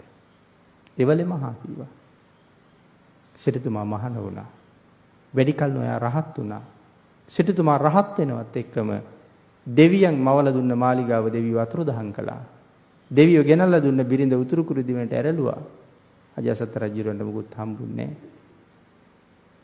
නැහැ. මේ සම්පත් විඳගෙන ඇවිල්ලා අපේ බුද්ධ ශාසනයේ මහ රහතන් වහන්සේ නමක් වෙලා පිරිනිවන් පාන්න තරම් ඒක සතර පායක වෙන්නේ. දෙව් මිනිස් දෙගතියේ උපදින්න මහ පින්කම් සිද්ධ කරන්න සම්මා දිට්ඨික ජීවිත ලබන්න මේ තරම් තෙදවත් බලවත් ජීවිත ලබන්න ලෞතුරා බුදුරජාණන් වහන්සේ වෙනුවෙන් මාලිගාවක් පූජා කරලා ලබාගත් කුසල කර්මයේ ප්‍රධාන හේතුවයි. මම සඳහන් කළේ මේ කාරණාව. අපේ ස්වාමින් වහන්සේ මේ ශ්‍රද්ධාවන්තයන් එකතු කරගෙන මේ උතුම් වූ පුණ්‍ය භූමියේ රමණීය ආකාරයෙන් නිර්මාණය කරලා තුනුරුවන්ට පූජා කරලා හිතේ ඉපදිච්ච ශ්‍රද්ධාවත් එක්ක ලෞතුරා බුදුරජාණන් වහන්සේ වෙනුවෙන් සරුවඥ ධාතුන් වහන්සේට වැඩ ඉන්න අපූර්ව සුගන්ධ කුටියක් ශක්ති ප්‍රමාණයෙන් උපරිම අයුරින් නිමා කරලා මේ කරපු පූජාවත් අපූර්ව සුගන්ධ කුටියක්මයි. මොනතරම් කුසල් සම්භාරයක් උන්වහන්සේගේ තරුණ ජීවිතේ උන්වහන්සේ රැස් කරගන්නවද සම්බුද්ධ ශාසනය නිසා. උන්වහන්සේලා වගේ ශ්‍රද්ධාවන්ත තරුණ භික්ෂූන් වහන්සේලා සම්බුද්ධ ශාසනය තුලින් සසර ගමනේ නිමාව හොයාගෙන වඩින මේ වෙලාවේ උන්වහන්සේලා වටේට ඉන්න සදහැවත්තු කොයිතරම් සසරට පින් එකතු කරනවද? කී දෙනෙක් ප්‍රයෝජන ලබනවද? පහනක් දැල්ලුවාම විශාල පිරිසක් එහින් ආලෝකය ලබනවා. මෙවන් ශ්‍රද්ධාවන්ත යමක් කරන්න පුළුවන් තරුණ භික්ෂූන් වහන්සේලා නිසා විශාල පිරිසක් සතර පායෙන් අත මිදෙන්න කටයුතු කරන එක මොනතරම් වාසනාවන්ත අවස්ථාවක්ද? පින්නතුනි මම ඊළඟට ටිකක් මතක් කරන්න කල්පනා කළා. ලෞතර බුදුරජාණන් වහන්සේ අපිට මේ විදිහට වැඳ පුදා ගන්න ධාතුන් වහන්සේලා ලබලා දුන්න හැටි. දීර්ඝායුෂ තියෙන බුදුරජාණන් වහන්සේලා ධාතුන් වහන්සේලා විසිරෙන්න අදිෂ්ඨාන කරන්නේ නැහැ. සියලුම ධාතුන් වහන්සේලා ඒක ඝනව රන් පිටක් වගේ පිහිටනවා. නමුත් අල්පායුෂ්ක බුදුරජාණන් වහන්සේලා ඊටාම කෙටි කාලයයි බුද්ධත්වයෙන් පස්සේ වැඩ ඉන්නේ. ඒ නිසා දීර්ඝ කාලයක් ලෝක සත්වයාට කුසල් රැස් කරගන්න උවමනා නිසා ධාතුන් වහන්සේලා විසිරෙන්න අදිෂ්ඨාන කරනවා. අපේ භාග්‍යතුන් වහන්සේත් ධාතුන් වහන්සේලා විසිරෙන්න අදිෂ්ඨාන කළා. එයින් නොබිදුන ධාතුන් වහන්සේලා 7 නමක් තියෙනවා. දලදා වහන්සේලා 4යි. වම් සහ දකුණු අකු ධාතුන් වහන්සේලා දෙනමයි. අපේ බුදුරජාණන් වහන්සේ අදිෂ්ඨාන කරපු විශාලතම සර්වඥ ධාතුන් වහන්සේ ලලාට ධාතුන් වහන්සේ. මේ ධාතුන් වහන්සේලා 7 නම බිඳුනේ නැහැ. ඊතර ධාතුන් වහන්සේලා මහා ධාතුන් වහන්සේලා මධ්‍යම ධාතුන් වහන්සේලා කුඩා ධාතුන් වහන්සේලා හැටියට 3 කොටසකට බෙදලා ගියා. මහා ධාතුන් වහන්සේලා මුම් පියල්ලක් වගේ. රන්වන් පාටයි. කුඩා ධාතුන් වහන්සේලා හුණුසල් වගේ, කඩසහල් වගේ ඇද්දල පාටයි. කුඩා ධාතුන් වහන්සේලා අබෑට වගේ සමන් කැකුළු පාටයි. එක පැත්තක් රෝස පාටට හුරුයි, අනික් පැත්ත සුදු පාටයි. ඒ කුඩා ධාතුන් වහන්සේලා. මේ විදිහට ප්‍රධාන ධාතුන් වහන්සේලා 7 ඇරුණාම ඊතුරු සියලු ධාතුන් වහන්සේලා කොටස් 3කට බෙදුණා. මේ කොටස් 3කට බෙදිච්ච ධාතුන් වහන්සේලා මහා ධාතුන් වහන්සේලා හැර මහා පරිනිර්වාණ සූත්‍රයේ සඳහන් කරනවා. චත්තාලීසා සමාදන්තා. දන්ත ධාතුන් වහන්සේලා 49. කේසා ලෝමාච සබ්බසෝ. කේස ධාතුන් වහන්සේලා සා ලෝමලාසුන් වහන්සේලා. දේවා හරින්සු ඒකේකං දෙවිව අරන් ගියා. චක්කවාල පරම්පරා සක්වල පරපුරේ. බුදුරජාණන් වහන්සේගේ බුද්ධ රාජ්‍ය සක්වලවල්ම කෝටි ලක්ෂයක්. එතකොට සක්වල ගැන අපේ අය දැන් දන්නවා. සක්වලක් කියලා කියන්නේ ලෝක 31ක්. එක සක්වලකට එක ඉරක්, එක හඳක් විතරක් පායනවා. බුදුරජාණන් වහන්සේගේ බුද්ධ රාජ්‍යය ඇතුලේ සක්වලවල් ඉරවල් කෝටි ලක්ෂයක්, හඳවල් කෝටි ලක්ෂයක් පායනවා. මේ විසිරෙන ධාතුන් වහන්සේලා සක්වල පරපුරෙන් දෙවිවරුත් අරන් ගියා කියලා සඳහන් කරනවා. හැබැයි සමහර මුළු සක්වලකටම දෙවියන්ට මිනිසුන්ට හැමෝටම වඳින්න අබෑටයක් වගේ කුඩා ධාතුන් වහන්සේලා එක නමක් විතරයි වැඩ ඉන්නේ. සමහර සක්වලක දෙවියන්ට මිනිසුන්ට වඳින්න එකම එක ලෝම ධාතුන් වහන්සේ නමක් විතරයි වැඩ ඉන්නේ. එහෙම සක්වලවලුත් තියෙනවා. ඒකෙන් අපිට පේනවා බුදුරජාණන් වහන්සේගේ ශ්‍රාවකයෝ අපි විතරක්ද? බුදුරජාණන් වහන්සේගේ ශ්‍රාවකයෝ සක්වලවල් කෝටි ලක්ෂයක ජීවත් වෙනවා. ඒ තරම් විශාලයි සම්මා සම්බුද්ධ රාජ්‍ය. අපේ බුදුරජාණන් වහන්සේ පිරිනිවන් පාලා ආදාහන පූජාව දවස් 21ක් පැවැත්වෙනවා. ශ්‍රී දේහයට පූජා පවත්වනවා දවස් 7ක්. භාග්‍යතුන් වහන්සේගේ ශරීර ධාතුව දැවෙනවා දවස් 7ක්. ඊට පස්සේ ඉතුරු වුණ ධාතුන් වහන්සේලා ටික එකතු කරලා අරගෙන එතනම තියාගෙන පූජා පවත්වනවා දවස් 7ක්. ඉන් පස්සේ ඒ ධාතුන් වහන්සේලා මහා කාශ්‍යප මහරහතන් වහන්සේගේ අනුදැනුම ඇතුව බෙදලා දෙනවා. බෙදලා දුන්න ධාතුන් වහන්සේලා ද්‍රෝණ 8ක්. ඒ වෙනුවෙන් මහා චෛත්‍ය 8ක් හැදෙනවා. තවත් ධාතුන් වහන්සේලා ඉතුරුයි. රජගහ නුවරට ලැබෙන ධාතුන් වහන්සේලා. අජාසත් රජුරු රජගහ නුවරට වැඩමවනවා. කොහේ ඉඳලාද වැඩමවන්නේ? කුසිනාරාවේ ඉඳලා. මේ වෙනකොට අජාසත් රජුරු සම්මා සම්බුද්ධ ශාසනය පිළිබඳව දැඩිසේ පැහැදිලා. අජාසත් රජුරු ගිහි ශ්‍රද්ධාවන්තයන් අතර අග්‍රස්ථානීය ධර්මින් තමයි මේ වෙනකොට හිටියේ. බුදුරජාණන් වහන්සේ පිරිනුවම් පාපු බවත් අජාසත් රජුරවන්ට එකපාර කීවේ නෑනේ. රජුරවන්ට ඒක දරා ගන්න බැරුව යනවා. ඒ නිසා වෛද්‍යවරු නොඑක් ක්‍රම පාවිච්චි කරමින් රජුරුවන්ගේ ජීවිතයට හානියක් වෙන්න ඉඩ නොදී තමයි භාග්‍යතුන් වහන්සේ පිරිනුවම් පාපු බව සඳහන් කළේ. අපිට වඩා ශ්‍රද්ධාව කොච්චර උතුම්ද? අපි අතර ඉන්න කී දෙනෙක් මැරිලා තියෙනවද? ඉදිරියට මැරෙයිද? ඒ අය මැරුණා කියලා අපි කොච්චර අඬලා තියෙනවද? ඉදිරියට කොච්චර අඬයිද? අපි පින්නතුන් පොඩ්ඩක් හිතලා බලන්න. බුදුරජාණන් වහන්සේ පිරිනුවම් පෑවා කියලා හිතනකොට ඇස් වලට කඳුළු ආපු කෙනෙක්,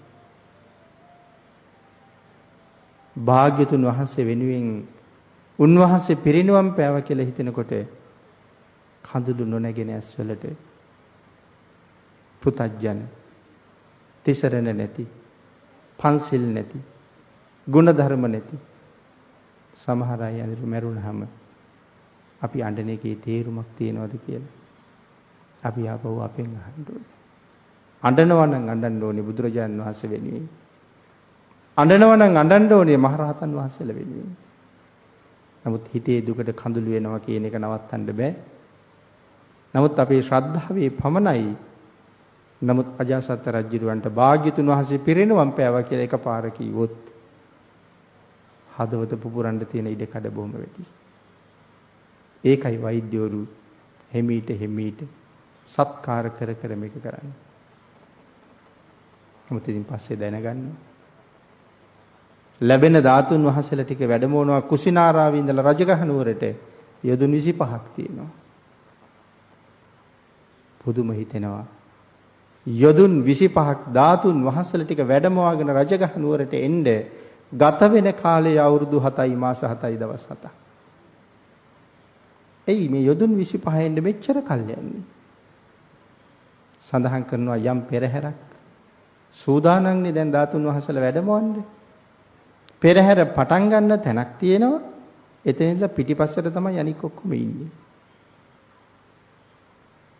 පෙරහැර පටන් ගත්ත තැනින් ඉස්සරහට පෙරහැර නික්මිලා පිටිපස්සේ ඉන්න පෙරහැරේ අන්තිම කෙරවල පෙරහැර පටන් ගත්ත තැනට එනකොට රජුරු පෙරහැර නවත්තනවා.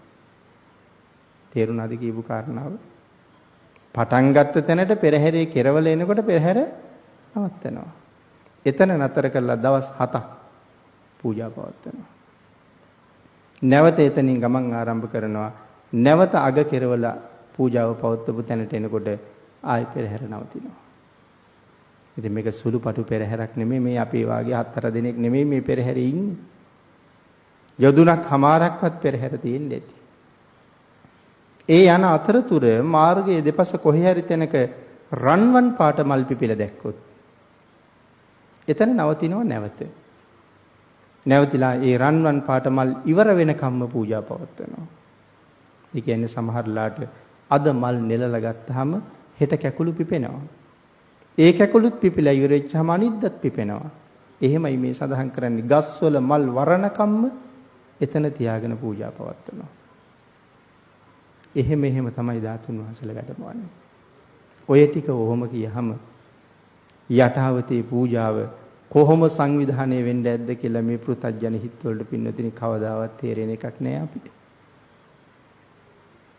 නමුත් මෙහෙම වැඩමවනකොට මං කියවනේ 7 අවුරුදු 7 මාසයයි දවස් 7ක් කියලා. සමහර අය බැන්න. බුදුරජාණන් වහන්සේ පිරිනවම් පෑවා. අඥානියෝ තවත් පූජා පවත්වනවා කියලා. ධාතුන් වහන්සේට පූජා පවත්වනවා කියලා දොස් කියපු අය සඳහන් කරනවා අවීචියෙම ඉපදුනා කියලා.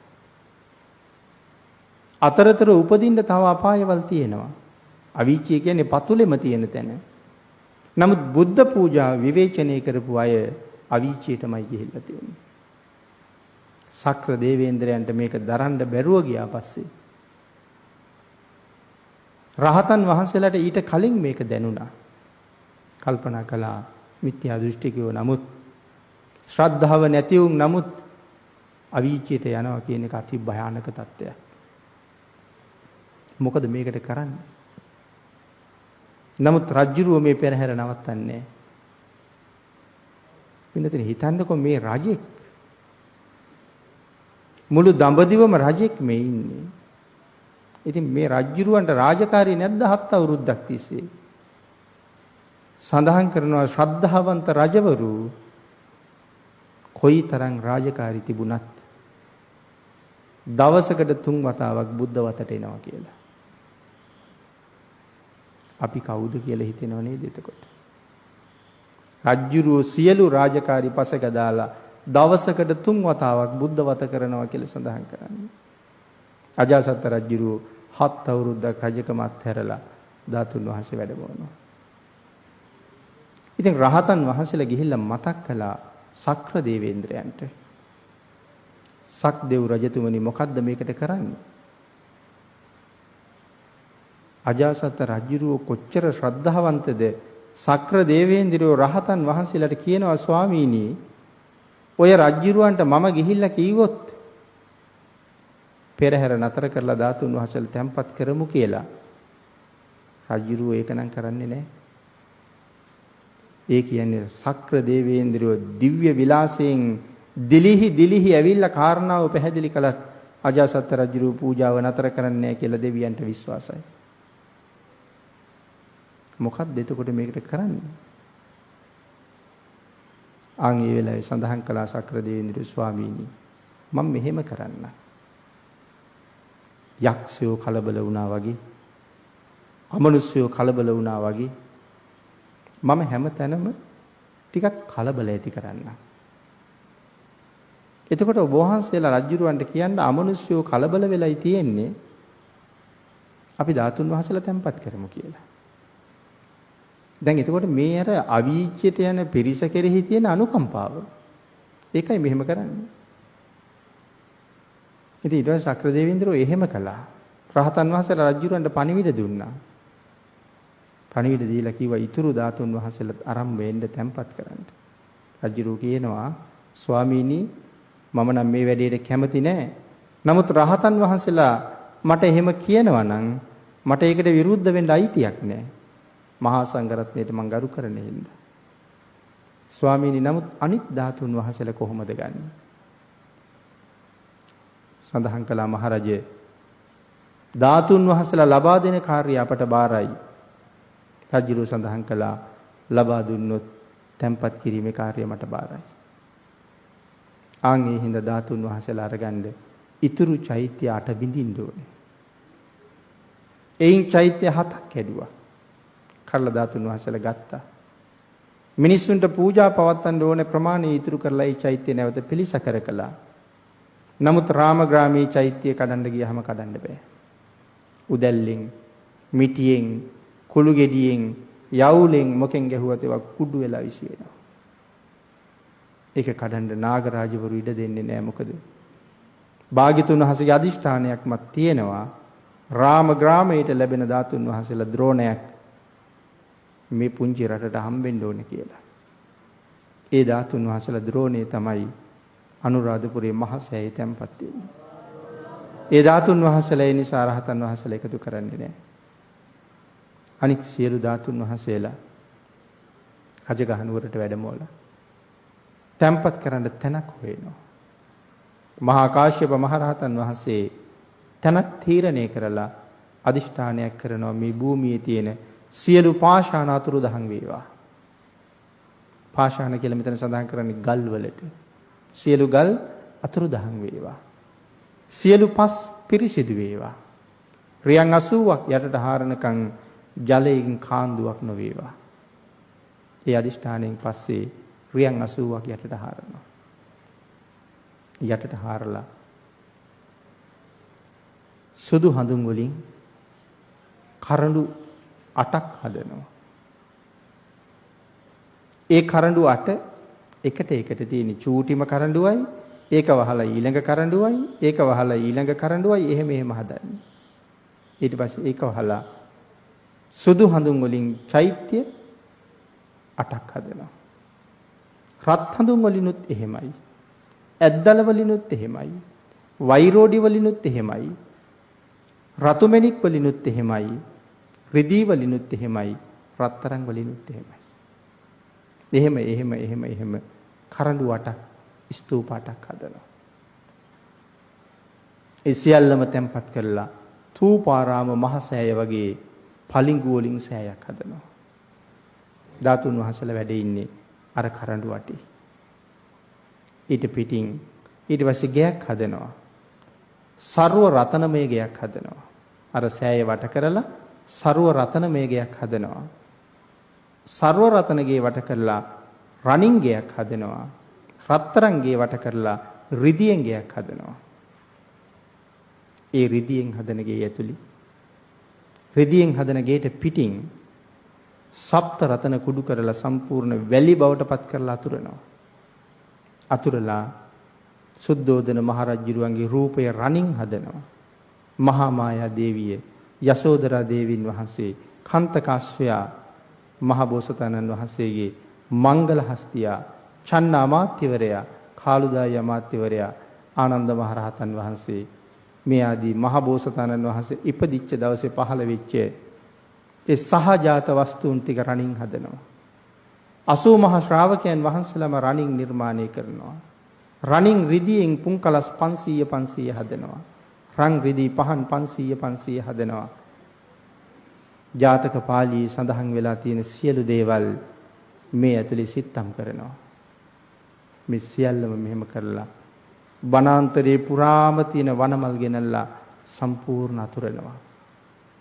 රන් රිදී වලින් හදාපු පහන් වලට සුවඳ තෙල් පුරවලා රෙදි වලින් හදාපු තිර ඒ සඳහා යොදනවා. නමුත් පහන් දැල්වන්නේ නැහැ. ඒ සියල්ල මැදි කරලා තඹ ලෝහ වලින් වෙනම ගයක් හදනවා. මහා කාශ්‍යප මහරහතන් වහන්සේ අදිෂ්ඨාන කරනවා. මේ ධාතුන් වහන්සේලා මෙතන වැඩ වාසය කරන තාක්කල් මේ පහන් නොනිමේවා. මේ මල් පරණ වේවා. මේ සුවඳවල සුවඳ විනාශ නොවේවා. අදිෂ්ඨාන කළා තඹගේ හදලා ඒ දොරවල් එකින් එකට වහගෙන ඇවිල්ලා අන්තිමට මේ තඹ දොරේ අගුල හදනවා. සඳහන් කරනවා වාල කණ්ඨක කියලා අගුලක් තියෙන එකට. ඒක යන්ත්‍රයක්. ඒ යන්ත්‍රය දාන්නේ විශ්වකර්ම දිව්‍ය පුත්‍රයා. සක්‍ර දෙවියන්ගේ ආරාධනාවෙන්. අපිට තේරෙන්නේ නැහැ ඒක කොහොමද කියලා. එක ඇණයකට තමයි සම්බන්ධ කරලා තියෙන්නේ.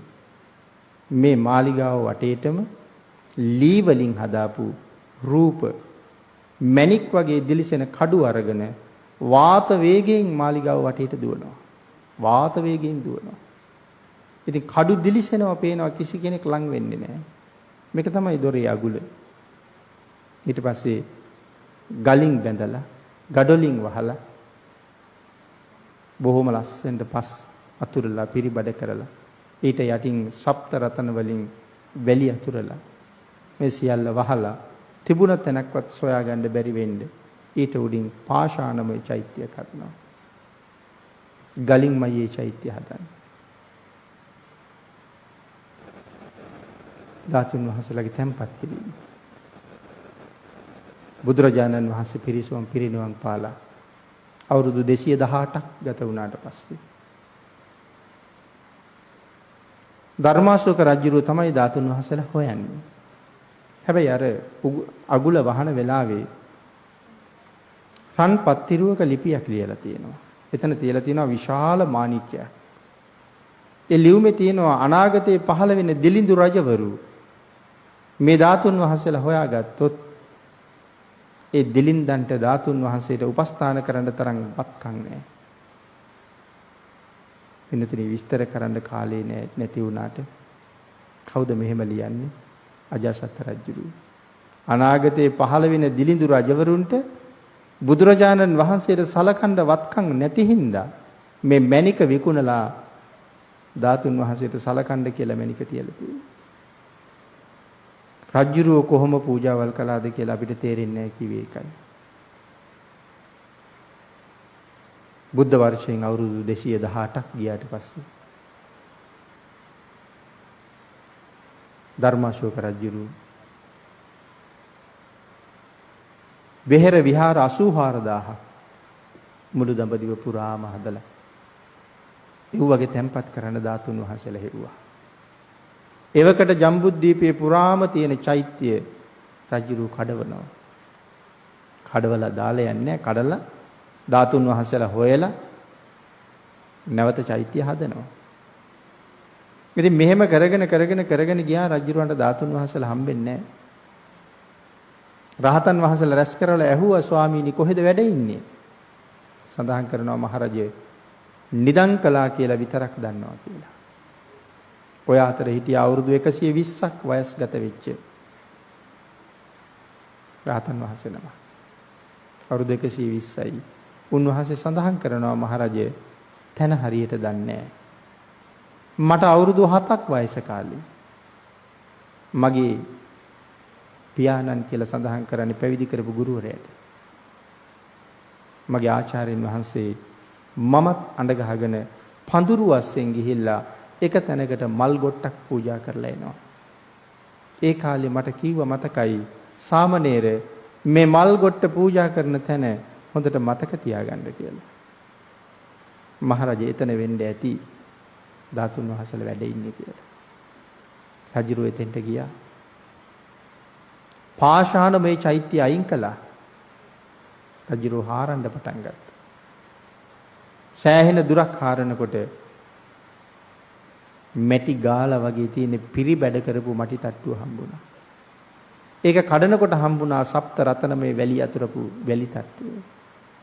තව ටිකක් හාරගෙන යනකොට ගල් බැමි, ගඩොල් බැමි මේ සියල්ලම ගලවලා අයින් කරාම තඹ වලින් හදාපු මාලිගාව හම්බ වුණා. නමුත් කිට්ටු වෙන්න බෑ. අවි දරාගත්ත පිරිසක් වාත වේගයෙන් වටේට සංසරණය වෙනවා. තේරෙන්නේ නැහැ මොකක් කරන්නද කියලා. අංගේ වෙලාවේ ධර්මාශෝක රජු අධිෂ්ඨානයක් කරනවා.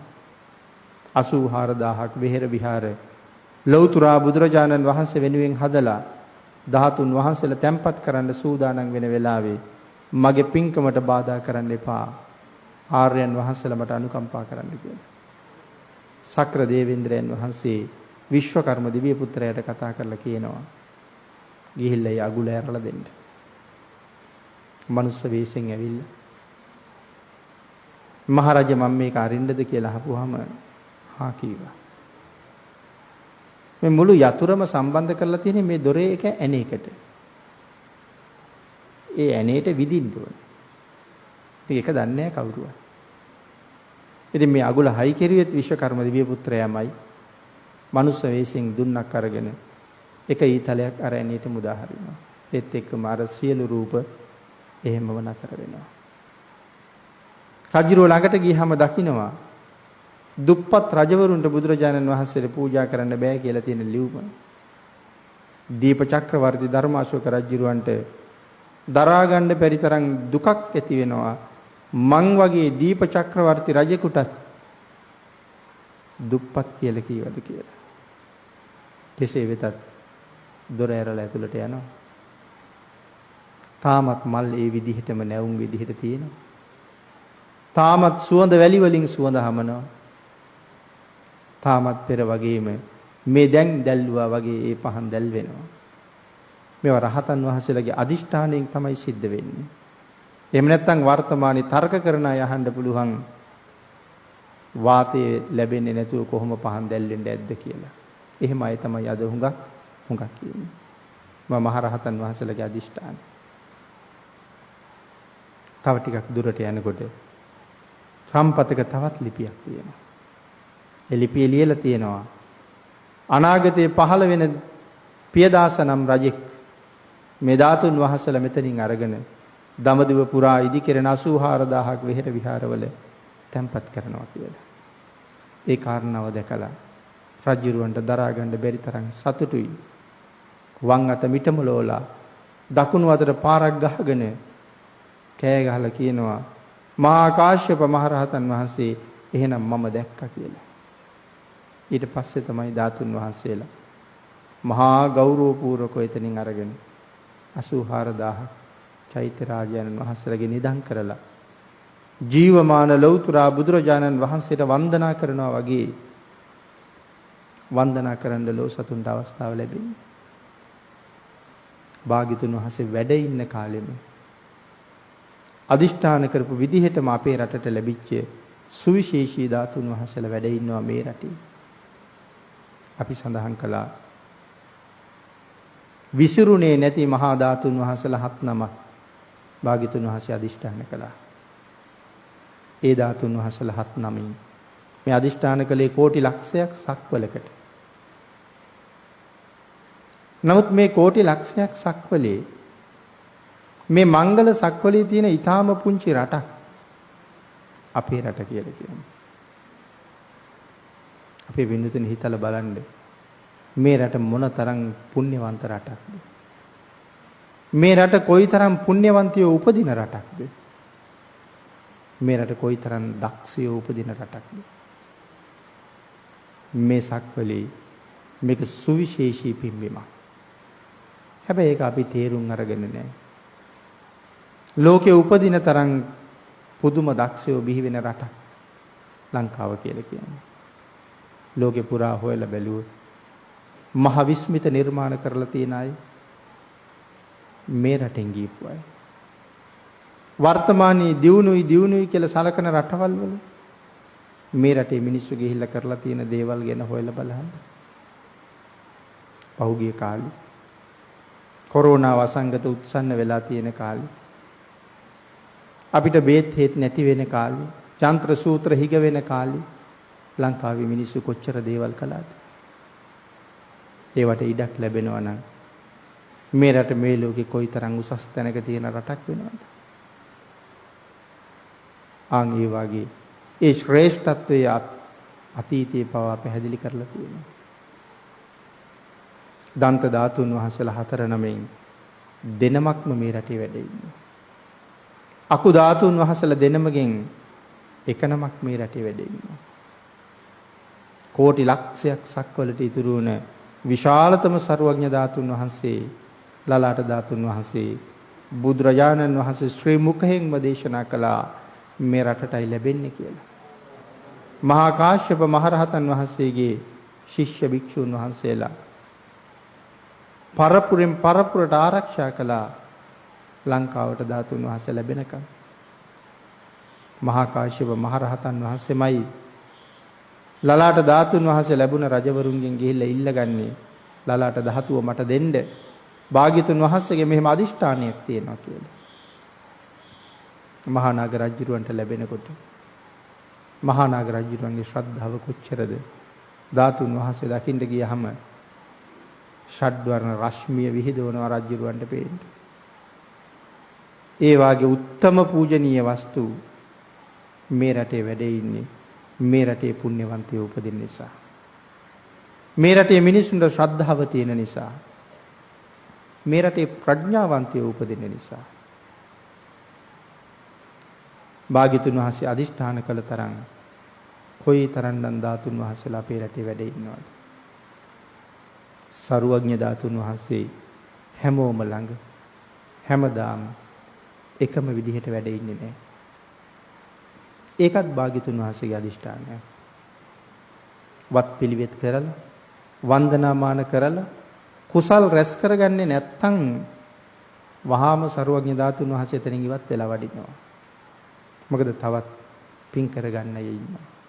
යම් කෙනෙක් ළඟ බුදුරජාණන් වහන්සේගේ ධාතුන් වහන්සේ නමක් වැඩ ඉන්නවා නම් ඒ අය හිතන්න ඕනේ සැක නැහැ බුදුරජාණන් වහන්සේ මාව දැක්කා කියලා. ඒ අදිෂ්ඨාන කරලා තියෙන්නේ මේ කෝටි ගණන් ධාතුන් වහන්සේලා එක ධාතුන් වහන්සේ නමක් ගානේ අදිෂ්ඨාන කරලායි තියෙන්නේ මේ ධාතුන් වහන්සේ අහවල් නමින් අහවල් පුද්ගලයා ළඟ ඔහුට උපකාර පිණිස මෙච්චර කාලයක් වැඩ සිටිය යුතුයි කියලා භාග්‍යතුන් වහන්සේ අදිෂ්ඨාන කරලා තියෙනවා. ඒ අදිෂ්ඨාන ශක්තිය පවතින තුරු පමණයි ඒ ධාතුන් වහන්සේ එතන වැඩ ඉන්නේ. ඉන්පස්සේ එතනින් වහාම සර්වඥ ධාතුන් වහන්සේ වෙනස් වෙනවා. ඉතින් එවන් අය කොයි තරම් අපේ රටේ ඉන්නවද? ස්වාමින් වහන්සේලා, ගිහි පින්නතුන් පුද පූජා පවත්වන. කී දෙනෙක් ශ්‍රද්ධාවෙන් ගිහිල්ලා ඒ තැන්වල පූජා පවත්වනවාද? ඒ කියන්නේ භාග්‍යතුන් වහන්සේ වුණොත් දැක්කා. පින්නතුනි මේ කතා කරන මොහොතක් ගානේ බුදුරජාණන් වහන්සේ අපිව දකිනවා. භාග්‍යතුන් වහන්සේ අපිව දන්නවා. ඒ කියන්නේ භාග්‍යතුන් වහන්සේ දැනුත් ජීවමානව කොහේ හරි ඉඳගෙන අපි දිහා බලාගෙන ඉන්නවා කියන එකද නෙමෙයි. පිරිනිවන් පාන්න කලින් බුදුරජාණන් වහන්සේ ඒ බව දැකලා තියෙනවා. තුන්කල් දක්නා නුවණක් තියෙනවා කියන්නේ ඒකයි. අපේ පඬිත හාමුදුරන් වහන්සේ යම් දවසක උන්වහන්සේගේ හිතට සිතවිල්ලක් ඇති වෙන්න ඇද්ද? විහාරස්ථානයේ දැනට වැඩ ඉන්න සියලුම ධාතුන් වහන්සේලා තැන්පත් කරන්න ධාතු මන්දිරයක් ඉදි කරන්න ඕනේ කියලා. උන්වහන්සේට පින පහළ වුණු සුදුසු කාලේ තමයි ඒ සිතුවිල්ල උන්වහන්සේට එන්නේ. නමුත් උන්වහන්සේ උපදින්නත් කලින් ඉඳලා භාග්‍යතුන් වහන්සේ දන්නවා මෙහෙම කෙනෙක් මගේ ශාසනය පැවිදි වෙලා මේ වාගේ වයසක මේ වාගේ කාලෙක මේ වාගේ පිරිසක් එක්ක ධාතුන් වහන්සේලා තැන්පත් කරන්න මේ විදිහේ මන්දිරයක් හදනවා කියන්නේ. ආන්ගේ කාරණාවෙනි අපිට පින් සිද්ධ වෙන්නේ. අපේ බුදුරජාණන් වහන්සේ අද මේ කරන සියලුම පූජාවන් පිරිනිවන් පාණ්ඩ ඉස්සරලා ඉවසලා තියෙන්නේ. ඒ සියලු පූජාවක් ඉවසලා තියෙන්නේ. අපිට ලැබෙන්න ඕන කුසල ධර්මයන් අපි ලැබලා තියෙන්නේ හුඟක් කලින්. නමුත් අපි වෙනුවෙන් මේ විශ්වයේ වෙන් වෙලා තියෙන ඒ කුසල් සමුදාය අපි සතු කරගන්න දවසයි අපි මේ පූජාව කරන දවස. එහෙමනම් අපේ පඬිත හාමුදුරුවෝ මහා කුසල් සමුදායක් රැස් කරගන්න උදාර කාලයක් බවට පත් වුණා. 2021 වස්සාන සමයේ නිමා වෙලා චීවර මාසයේ උදා වෙලා තියෙන මේ වෙලාව උන්වහන්සේ සසරින් ප්‍රාර්ථනා කරගත්ත කුසල භාග්‍යතුන් වහන්සේ උන්වහන්සේ වෙනුවෙන් අනුමෝදන් කරලා තියෙන කුසලිය උන්වහන්සේ සතු කරගන්න බොහොම වටිනා දවසක්. උන්වහන්සේත් එක්ක එකතු වෙලා මහා කුසල් රැස්කරන්න පුණ්‍යවන්තයෝ කී දෙනෙක් කටයුතු කරගත්තද? කී දෙනෙක් මේ පින්කමට සම්බන්ධ වුණාද? සංසාරේ පුරා නිවනින් නිමෙන තාක්කල් සතර අපායක නූපදින්න සාපිපාසාදී දුර්ගතියකටපත් නොවෙන්න මේ මහා කුසල ශක්තිය රැස් කරගත්ත උදාර දවසක්. පින්නතුනි අන්තිමට කාරණාවක් සිහිපත් කරන්න. ලෞතර බුදුරජාණන් වහන්සේ ජීවමාන රූපයෙන් අපිට පේන්නේ නැත. තිට්ඨන්තේ නිබ්බුතේ ചാපි සමේ චිත්තේ සමම්පලං. යම් කෙනෙකුට හිත සම කරන්න පුළුවන් නම් ඵලය සමානයි.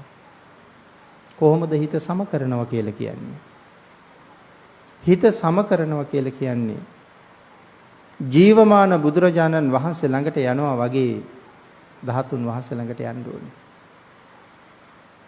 අදින් පස්සේ ජිනරතන සදහම් සෙවණි බුදුරජාණන් වහන්සේට පූජා කරපු සුගන්ධ කුටියට වතක් පිළිවෙතක් කරන්න යන හැම මොහොතකම අපි දොර ළඟට ගිහිල්ලා උගුර පාදන්න ඕනේ. මහරහතන් වහන්සේලා එහෙමනේ සඳහන් කළේ. රජවරුන්ට සඳහන් කළේ එහෙම. මහරජ අර දොර වහලා තියෙන කුටිය ළඟට යන්න. ගිහිල්ලා උගුර පාදලා දොරට තට්ටු කරන්න. එතකොට දොර ඇරෙයි කියලා කියන්නේ. අපි උගුර පාදලා දොරට තුන් පාරක් තට්ටු කරන්න ඕනේ. ඇයි බුදුරජාණන් වහන්සේ ඇතුලේ විවේක සුවයෙන් වැඩ ඉන්න. මම ආවා කියන කාරණාව අපි භාග්‍යතුන් වහන්සේට දැනුවත් කරන්න ඕනේ. අපි දොරේ තට්ටු කරන්නේ මැද්දටනේ. එතකොට දන්නවා ඇවිල්ලා ඉන්නේ මිනිස්සුયો කියලා. දොරේ උඩින්ම තට්ටු කළොත් දන්නවා ඇවිල්ලා ඉන්නේ දෙවියෙක් කියලා.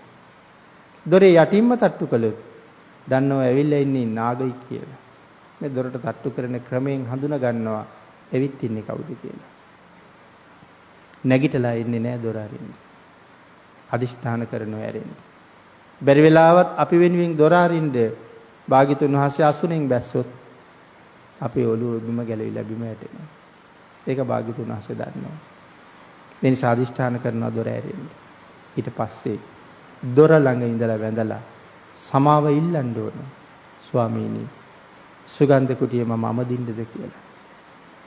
සමාව ඉල්ලලා අමදින්න ඕන. අදිෂ්ඨාන කරන්න ඕන මේ කුටිය යම්සේ මගේ ශක්තියෙන් මම පිරිසිදු කරනවද මේ කුටිය යම්සේ පවිත්‍ර වෙනවද ඒ කුසලය මගේ චිත්තසංතානයේ තියෙන කෙලෙස් දූවිලි ඉවත් කරගන්න මහ උපකාරයක් විය යුතුයිම කියලා ප්‍රාර්ථනා කරන්න ඕනේ. එතකොට අපිට යන්න ලැබුණා නම් සවැත් නුවර ජේතවනාරාමෙට. ජේතවනාරාමේ සුගන්ධ කුටියට බුදුරජාණන් වහන්සේ මුණ ගැහෙන්න යන්න ලැබුණොත් අපි කොහොමද මේ කුටිය ඇතුළට යන්නේ? කුටිය ඇතුළ බලන්න බෑ. ෂඩ් වර්ණ රශ්මියෙන් ඒකාලෝක වෙලා. පුදුමාකාර ලස්සනක්. දොර කවුළු විවෘත වුණාම බුද්ධ රශ්මිය හැම පැත්තටම විහිදිලා යනවා. මම බුදුරජාණන් වහන්සේ ළඟට යනවා. ඒ යනකොට ඒ බුද්ධ රශ්මිය මගේ ඇඟේ දැවටෙනවා. මම ඒ රශ්මි කදම්බේට ඇතුල් වෙනවා. භාග්‍යතුන් වහන්සේගේ ෂඩ්වර්ණ රශ්මි කදම්බේ ඇතුලේ පසඟ පිහිටවල බුදුරජාණන් වහන්සේට වඳින්න ලැබුණොත් මම එදාට කොහොමද වඳින්නේ? ආන් ඒ සිතුවිල්ල අරගෙන බුදුරජාණන් වහන්සේ ළඟට යන්න. ධාතුන් වහන්සේ ළඟට යන්න. භාග්‍යතුන් වහන්සේ කොහොමත් අපිට ළඟයි. අපි තමයි බුදුරජාණන් වහන්සේට දුරස්. ඒ නිසා උත්සාහ කළොත් හොඳයි භාග්‍යතුන් වහන්සේට ලං වෙන්න.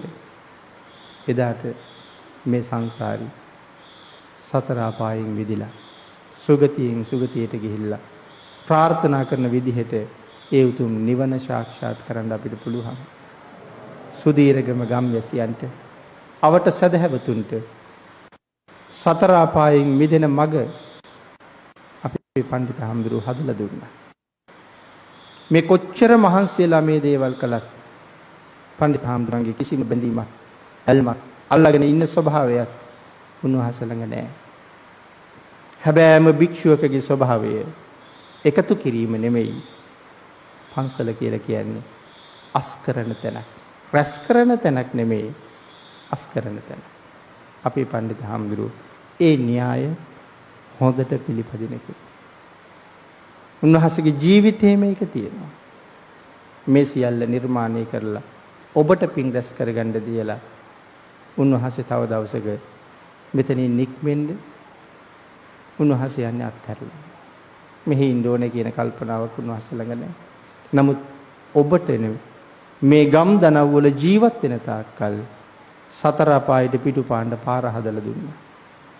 එවන් ශ්‍රේෂ්ඨ පින්කම, එවන් ශ්‍රේෂ්ඨ අවස්ථාව සම්මා සම්බුද්ධ ශාසනයේ චිරපැවැත්මට තහවුරු කරන උතුම් පුණ්‍ය කර්මයක් සම්පූර්ණ කරලා නිමා කරන්න හදන මේ මොහොත මේ කරුණු කාරණා ටික ජීවිතයට එකතු කරගෙන පින්කම් වල ආනිසංස දැනගෙන තව තවත් ශ්‍රද්ධාව උපදවාගෙන බුදුරජාණන් වහන්සේ වෙනුවෙන් සර්වඥ ධාතුන් වහන්සේ වෙනුවෙන් ශක්ති ප්‍රමාණයෙන් උපරිමයෙන් පූජා පවත්වන්න වන්දනාමාන කරන්න නිවන් දොර විවෘත කරගන්න ඔබ සියලු දෙනාටම වාග්ය වාසනාව උදා වේවා කියලා ප්‍රාර්ථනා කරනවා. තවත් කෙනෙක් සමහර වෙලාවක තර්ක කරනවා බුදුන් වඳින්න එපා, බුද්ධ පූජාව කරන්න එපා, දන් දෙන්න ඕනේ නෑ, භාවනාව විතරයි කරන්න ඕනේ, ප්‍රතිපත්තිය විතරයි කියලා. බුදුරජාණන් වහන්සේ අපූර්වට උත්තර දීලා තියෙනවා. නවේ කදරියා දේවලෝකං වජಂತಿ බාලා හවේ නප්පසංසන්ති දාන. කදරිකාරයෝ කවදාවත් දෙව්ලොව යන්නේ නැහැ. බාලයෝ කවදාවත් දානය ප්‍රශංසා කරන්නේ නැහැ කියලා. ඒ හින්දා අපි සම්බුද්ධ පූජාව පවත්වන්න ලැබෙන හැම මොහොතක්ම මම මට කරගන්න හොඳ සාධාරණයි. එයින් ප්‍රයෝජන ගන්න. කෝටි ලක්ෂයක් සක්වලේ ආර්යයන් වහන්සේලාගේ අනන්ත අනුකම්පාවෙන් භාග්‍යතුන් වහන්සේගේ ආශිර්වාදයෙන් ඔබ සියලු දෙනාටම ශක්තිය, ධෛර්යය, භාග්‍ය, වාසනාව උදා වේවා කියලා නැවතත් ප්‍රාර්ථනා කරමින් අද මේ මහා වූ පින්කමේ දායකත්වයේ දරන සත්පුරුෂ පින්වත් පිරිස සියලු දෙනාම උදාාර පින්කමක් කරලා ලෝකේටම ධර්මයේ දානය කරවලා මේ මොහොතේ ඒ මහා ධර්ම දානමේ කුසල කර්මයෙන් රැස් කරගත්ත සියලුම පින් අනුමෝදන් කරන්න බලාපොරොත්තු වෙන මව්පියන් ප්‍රධාන සියලු දෙනාටම අනුමෝදන් වේවා. ආශිර්වාද කරන්න බලාපොරොත්තු වෙන සියලු දෙනාටම රත්නත්‍රි ආශිර්වාදයෙන් නිදුක් නිරෝගී භාවයේ චිරජීවනයේ උදා වේවා. පින්කමේ දායකත්වයේ දරන සත්පුරුෂ පින්වත් පිරිස සියලු දෙනාටම තුනුරුවන්ගේ අනන්ත ආශිර්වාදයෙන් නිදුක් නිරෝගී භාවයේ චිරජීවනයේ උදා වේවා.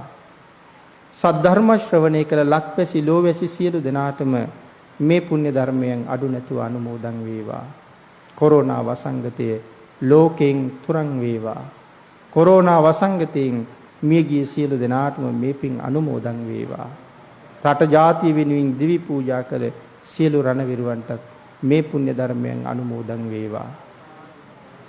බෞද්ධ මාධ්‍ය ජාලයේ නිර්මාතෘවරව වැඩ සිට අපවත් වී වදාළ දරණාගම කුසල ධම්ම නායක මාහිමිපාණන් වහන්සේටත් බෞද්ධ මාධ්‍ය ජාලයේ වත්මන් අධ්‍යක්ෂක අවසරයි බොරලන්දේ වජිරඥාන ස්වාමින් වහන්සේටත් කාර්ය මණ්ඩලයේ සියලු දෙනාටමත් මේ පුණ්‍ය ධර්මයන් අනුමෝදන් වේවා. මේ සියලු දෙනාටම අවවාද අනුශාසනා කරමින් මේ උතුම් පින්කම මෙහෙයවන්න කටයුතු කළ අති ගෞරවනීය අපගේ කල්යාණ මිත්‍රෝත්තම ජිනරතන සදහම් සෙවණේ නිර්මාතෘ ප්‍රධාන අනුශාසක අවසරයි මහමිතෝ ඥානරතන අපේ පඬිත මාහිමිපාණන් වහන්සේ වගේ ශ්‍රේෂ්ඨ බුද්ධ පුත්‍රයෙක් සම්බුද්ධ ශාසනය වෙනුවෙන් පූජා කරන්න කටයුතු කළ උන්වහන්සේගේ මව්පියන්ටත් උන්වහන්සේ අසුරු නිසුරු කරන සියලු දෙනාටමත් මේ සියලු පින් කටයුතු සඳහා උන්වහන්සේට අතහිත දෙන සදහැවත් පිරිස හැම කෙනෙකුටමත් සදහම් සෙවණේ දායක පිරිසටත් විශේෂයෙන් මේ පින් අනුමෝදන් වේවා. උන්වහන්සේ ඇතුළු ඔබ අප සියලු දෙනාටම ඊ타ම ඉක්මන් භවයක ඊ타මත්ම කෙටි කාලයකින් සැප සහිත ප්‍රතිපදාවකින් උතුම් චතුරාර්ය සත්‍ය ධර්මය අවබෝධ කරගෙන මේ සංසාරයෙන් එතර වෙන්න මේ පුණ්‍ය ධර්මයන් හේතු වාසනා වේවා කියලා ප්‍රාර්ථනා කරමු. ආකාසට්ඨා ච බුම්මට්ඨා දේවා නාග මහිද්దికා පුඤ්ඤන්තං අනුමෝදිත්වා චිරං රක්ඛන්තු ලෝක ශාසනං දේවෝ වස්සතු කාලේන සස්ය සම්පatti හේතුච පීතෝ භවතු ලෝකෝ ච රාජා භවතු ධම්මිකෝ. සාදු සාදු සාදු. සදහවතුනි, දෙව් බඹුන් පවා ශ්‍රවණයට ප්‍රිය කරන පූජනීය කෝරළයාගම සරණතිස්ස පින්වත් ස්වාමින් වහන්සේගේ සුමధుර ස්වරයෙන් අපි පුරා දෙවරාවක් මෙතුම් වූ දේශනාව ශ්‍රවණය කළා. මෙතුම් වූ දේශනාව ඔබ අප හැමදෙනා වෙත අපමණ වූ මෙත් සිතින් පවත්වා වදාළ අතිපූජනීය කෝරළයාගම සරණතිස්ස පින්වත් ස්වාමීන් වහන්සේට තවත් চিරාත් කාලයක් නිදුකින් නිරෝගී වැඩ සිටමින් මෙවැනි වූ ලෝක ශාසනික මෙහෙවරයන්හි නිරත වන්නට ශක්තිය ධෛර්යය නිදුක් නිරෝගී චිරජීවන සම්පන්නිය සැලසේවා පින්වත් ස්වාමින් වහන්සේත් ප්‍රාර්ථනා කරන්නා වූ බෝධියකින් බුදු පසේ බුදු මහරහත් උතුමන් වහන්සේලා නිවි සැනසී පැමිණ වැඩවදාළ අජරවූත් අමරවූත් නිර්වාණ සම්පත්තිය පිණිසම මේ ධර්ම දේශනාමය කුසලානිසංසයන් එකසේම හේතු වාසනා වේවා. සාදු සාදු සාදු.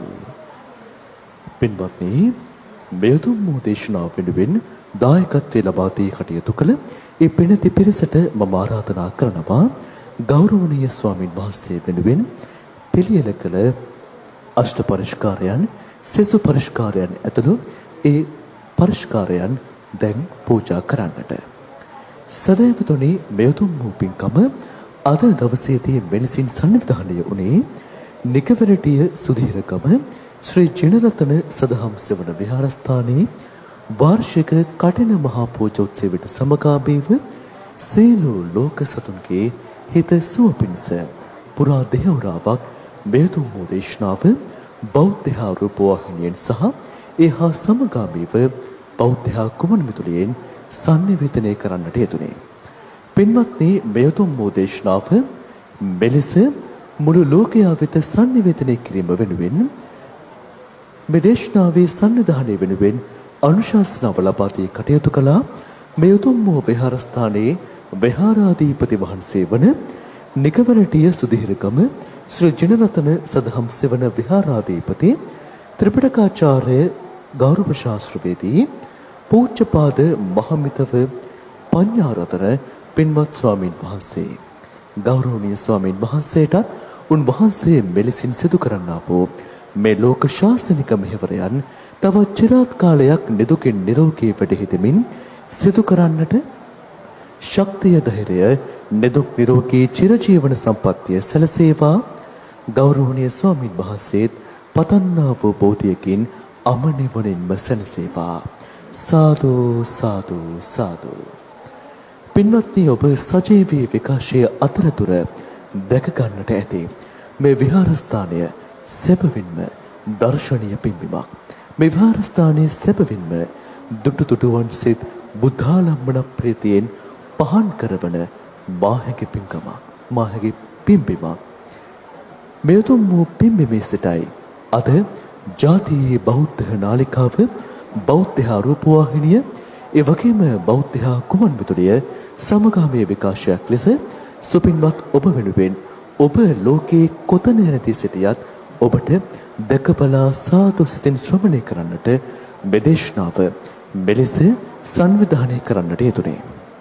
පින්වත්නි, අද මේ වැඩසටහන මෙලෙස ඔබ වෙනුවෙන් සංනිවේදනය කරන්නටත් ඒ වගේම බෞද්ධ අමාත්‍යාලයේ සියලු සත්කාරයන් එලෙසින්ම දියත් කරන්නටත් අනුශාසනාවන් සිදු කරන කොළඹ 7 ආර්.ජී. සේනානායක මාවතේ ශ්‍රී සම්බෝධි මහා විහාරාධිපති බෞද්ධ අමාත්‍යාලයේ කරු සභාපති පූජනීය අවසරයි බොරලන්තේ වජිරඥාන පින්වත් නායක ස්වාමින් වහන්සේවත් ඉතාමත්ම ගෞරවයෙන් සිහිපත් කරමින් ඒ වගේම මේ මාධ්‍ය ක්‍රියාන්විතය වෙනුවෙන් අද තමන්ගේ දායකත්වය ලබා දුන් බෞද්ධ රූපවාහිනී වැඩසටහන අධ්‍යක්ෂ කල්යාණ නලවත්තේක මහත්මයා, ඒ වගේම කැමරා අංශ ප්‍රධානී චරිත දයානන්ද මහත්මයා, ඒ වගේම දෘශ්‍ය සංකලන ශිල්පී මෙනුවන් මල්ලවාරච්චි, ඒ වගේම සුමිත් හේරත්, ඒ වගේම ජයශාන් චාමිකර, ජයන් ගුණරත්න, දමින්ද සරත් යන ඒ අපේ කාර්ය මණ්ඩලයටත් ස්තුතිවන්ත වෙමින් කොළඹ පුරවරයේ රැඳී සිටමින් අපට සහයෝගය දැක්වූ ප්‍රධාන පාලක මැදිරියේ පසිදු දිල්ෂාන් සහ චමිල් මදුසංකවත් සිහිපත් කරමින් අපි නෙකවරටිය ස්තුතිරගම ශ්‍රී ජිනරතන සදහම් සෙවණ විහාරස්ථානයේ සිට සජීවීව ඔබ වෙනුවෙන් සංනිවේදනය කළ සද්ධර්ම වර්ෂා පුරා දෙහෝරාවක සද්ධර්ම දේශනාව මෙලෙස නිමාවට පත් කරනවා. සුපින්වත් ඔබ හැමදෙනාටමත් සියලු යහපතම උදා වේවා. සම්මා සම්බුදු සරණයි.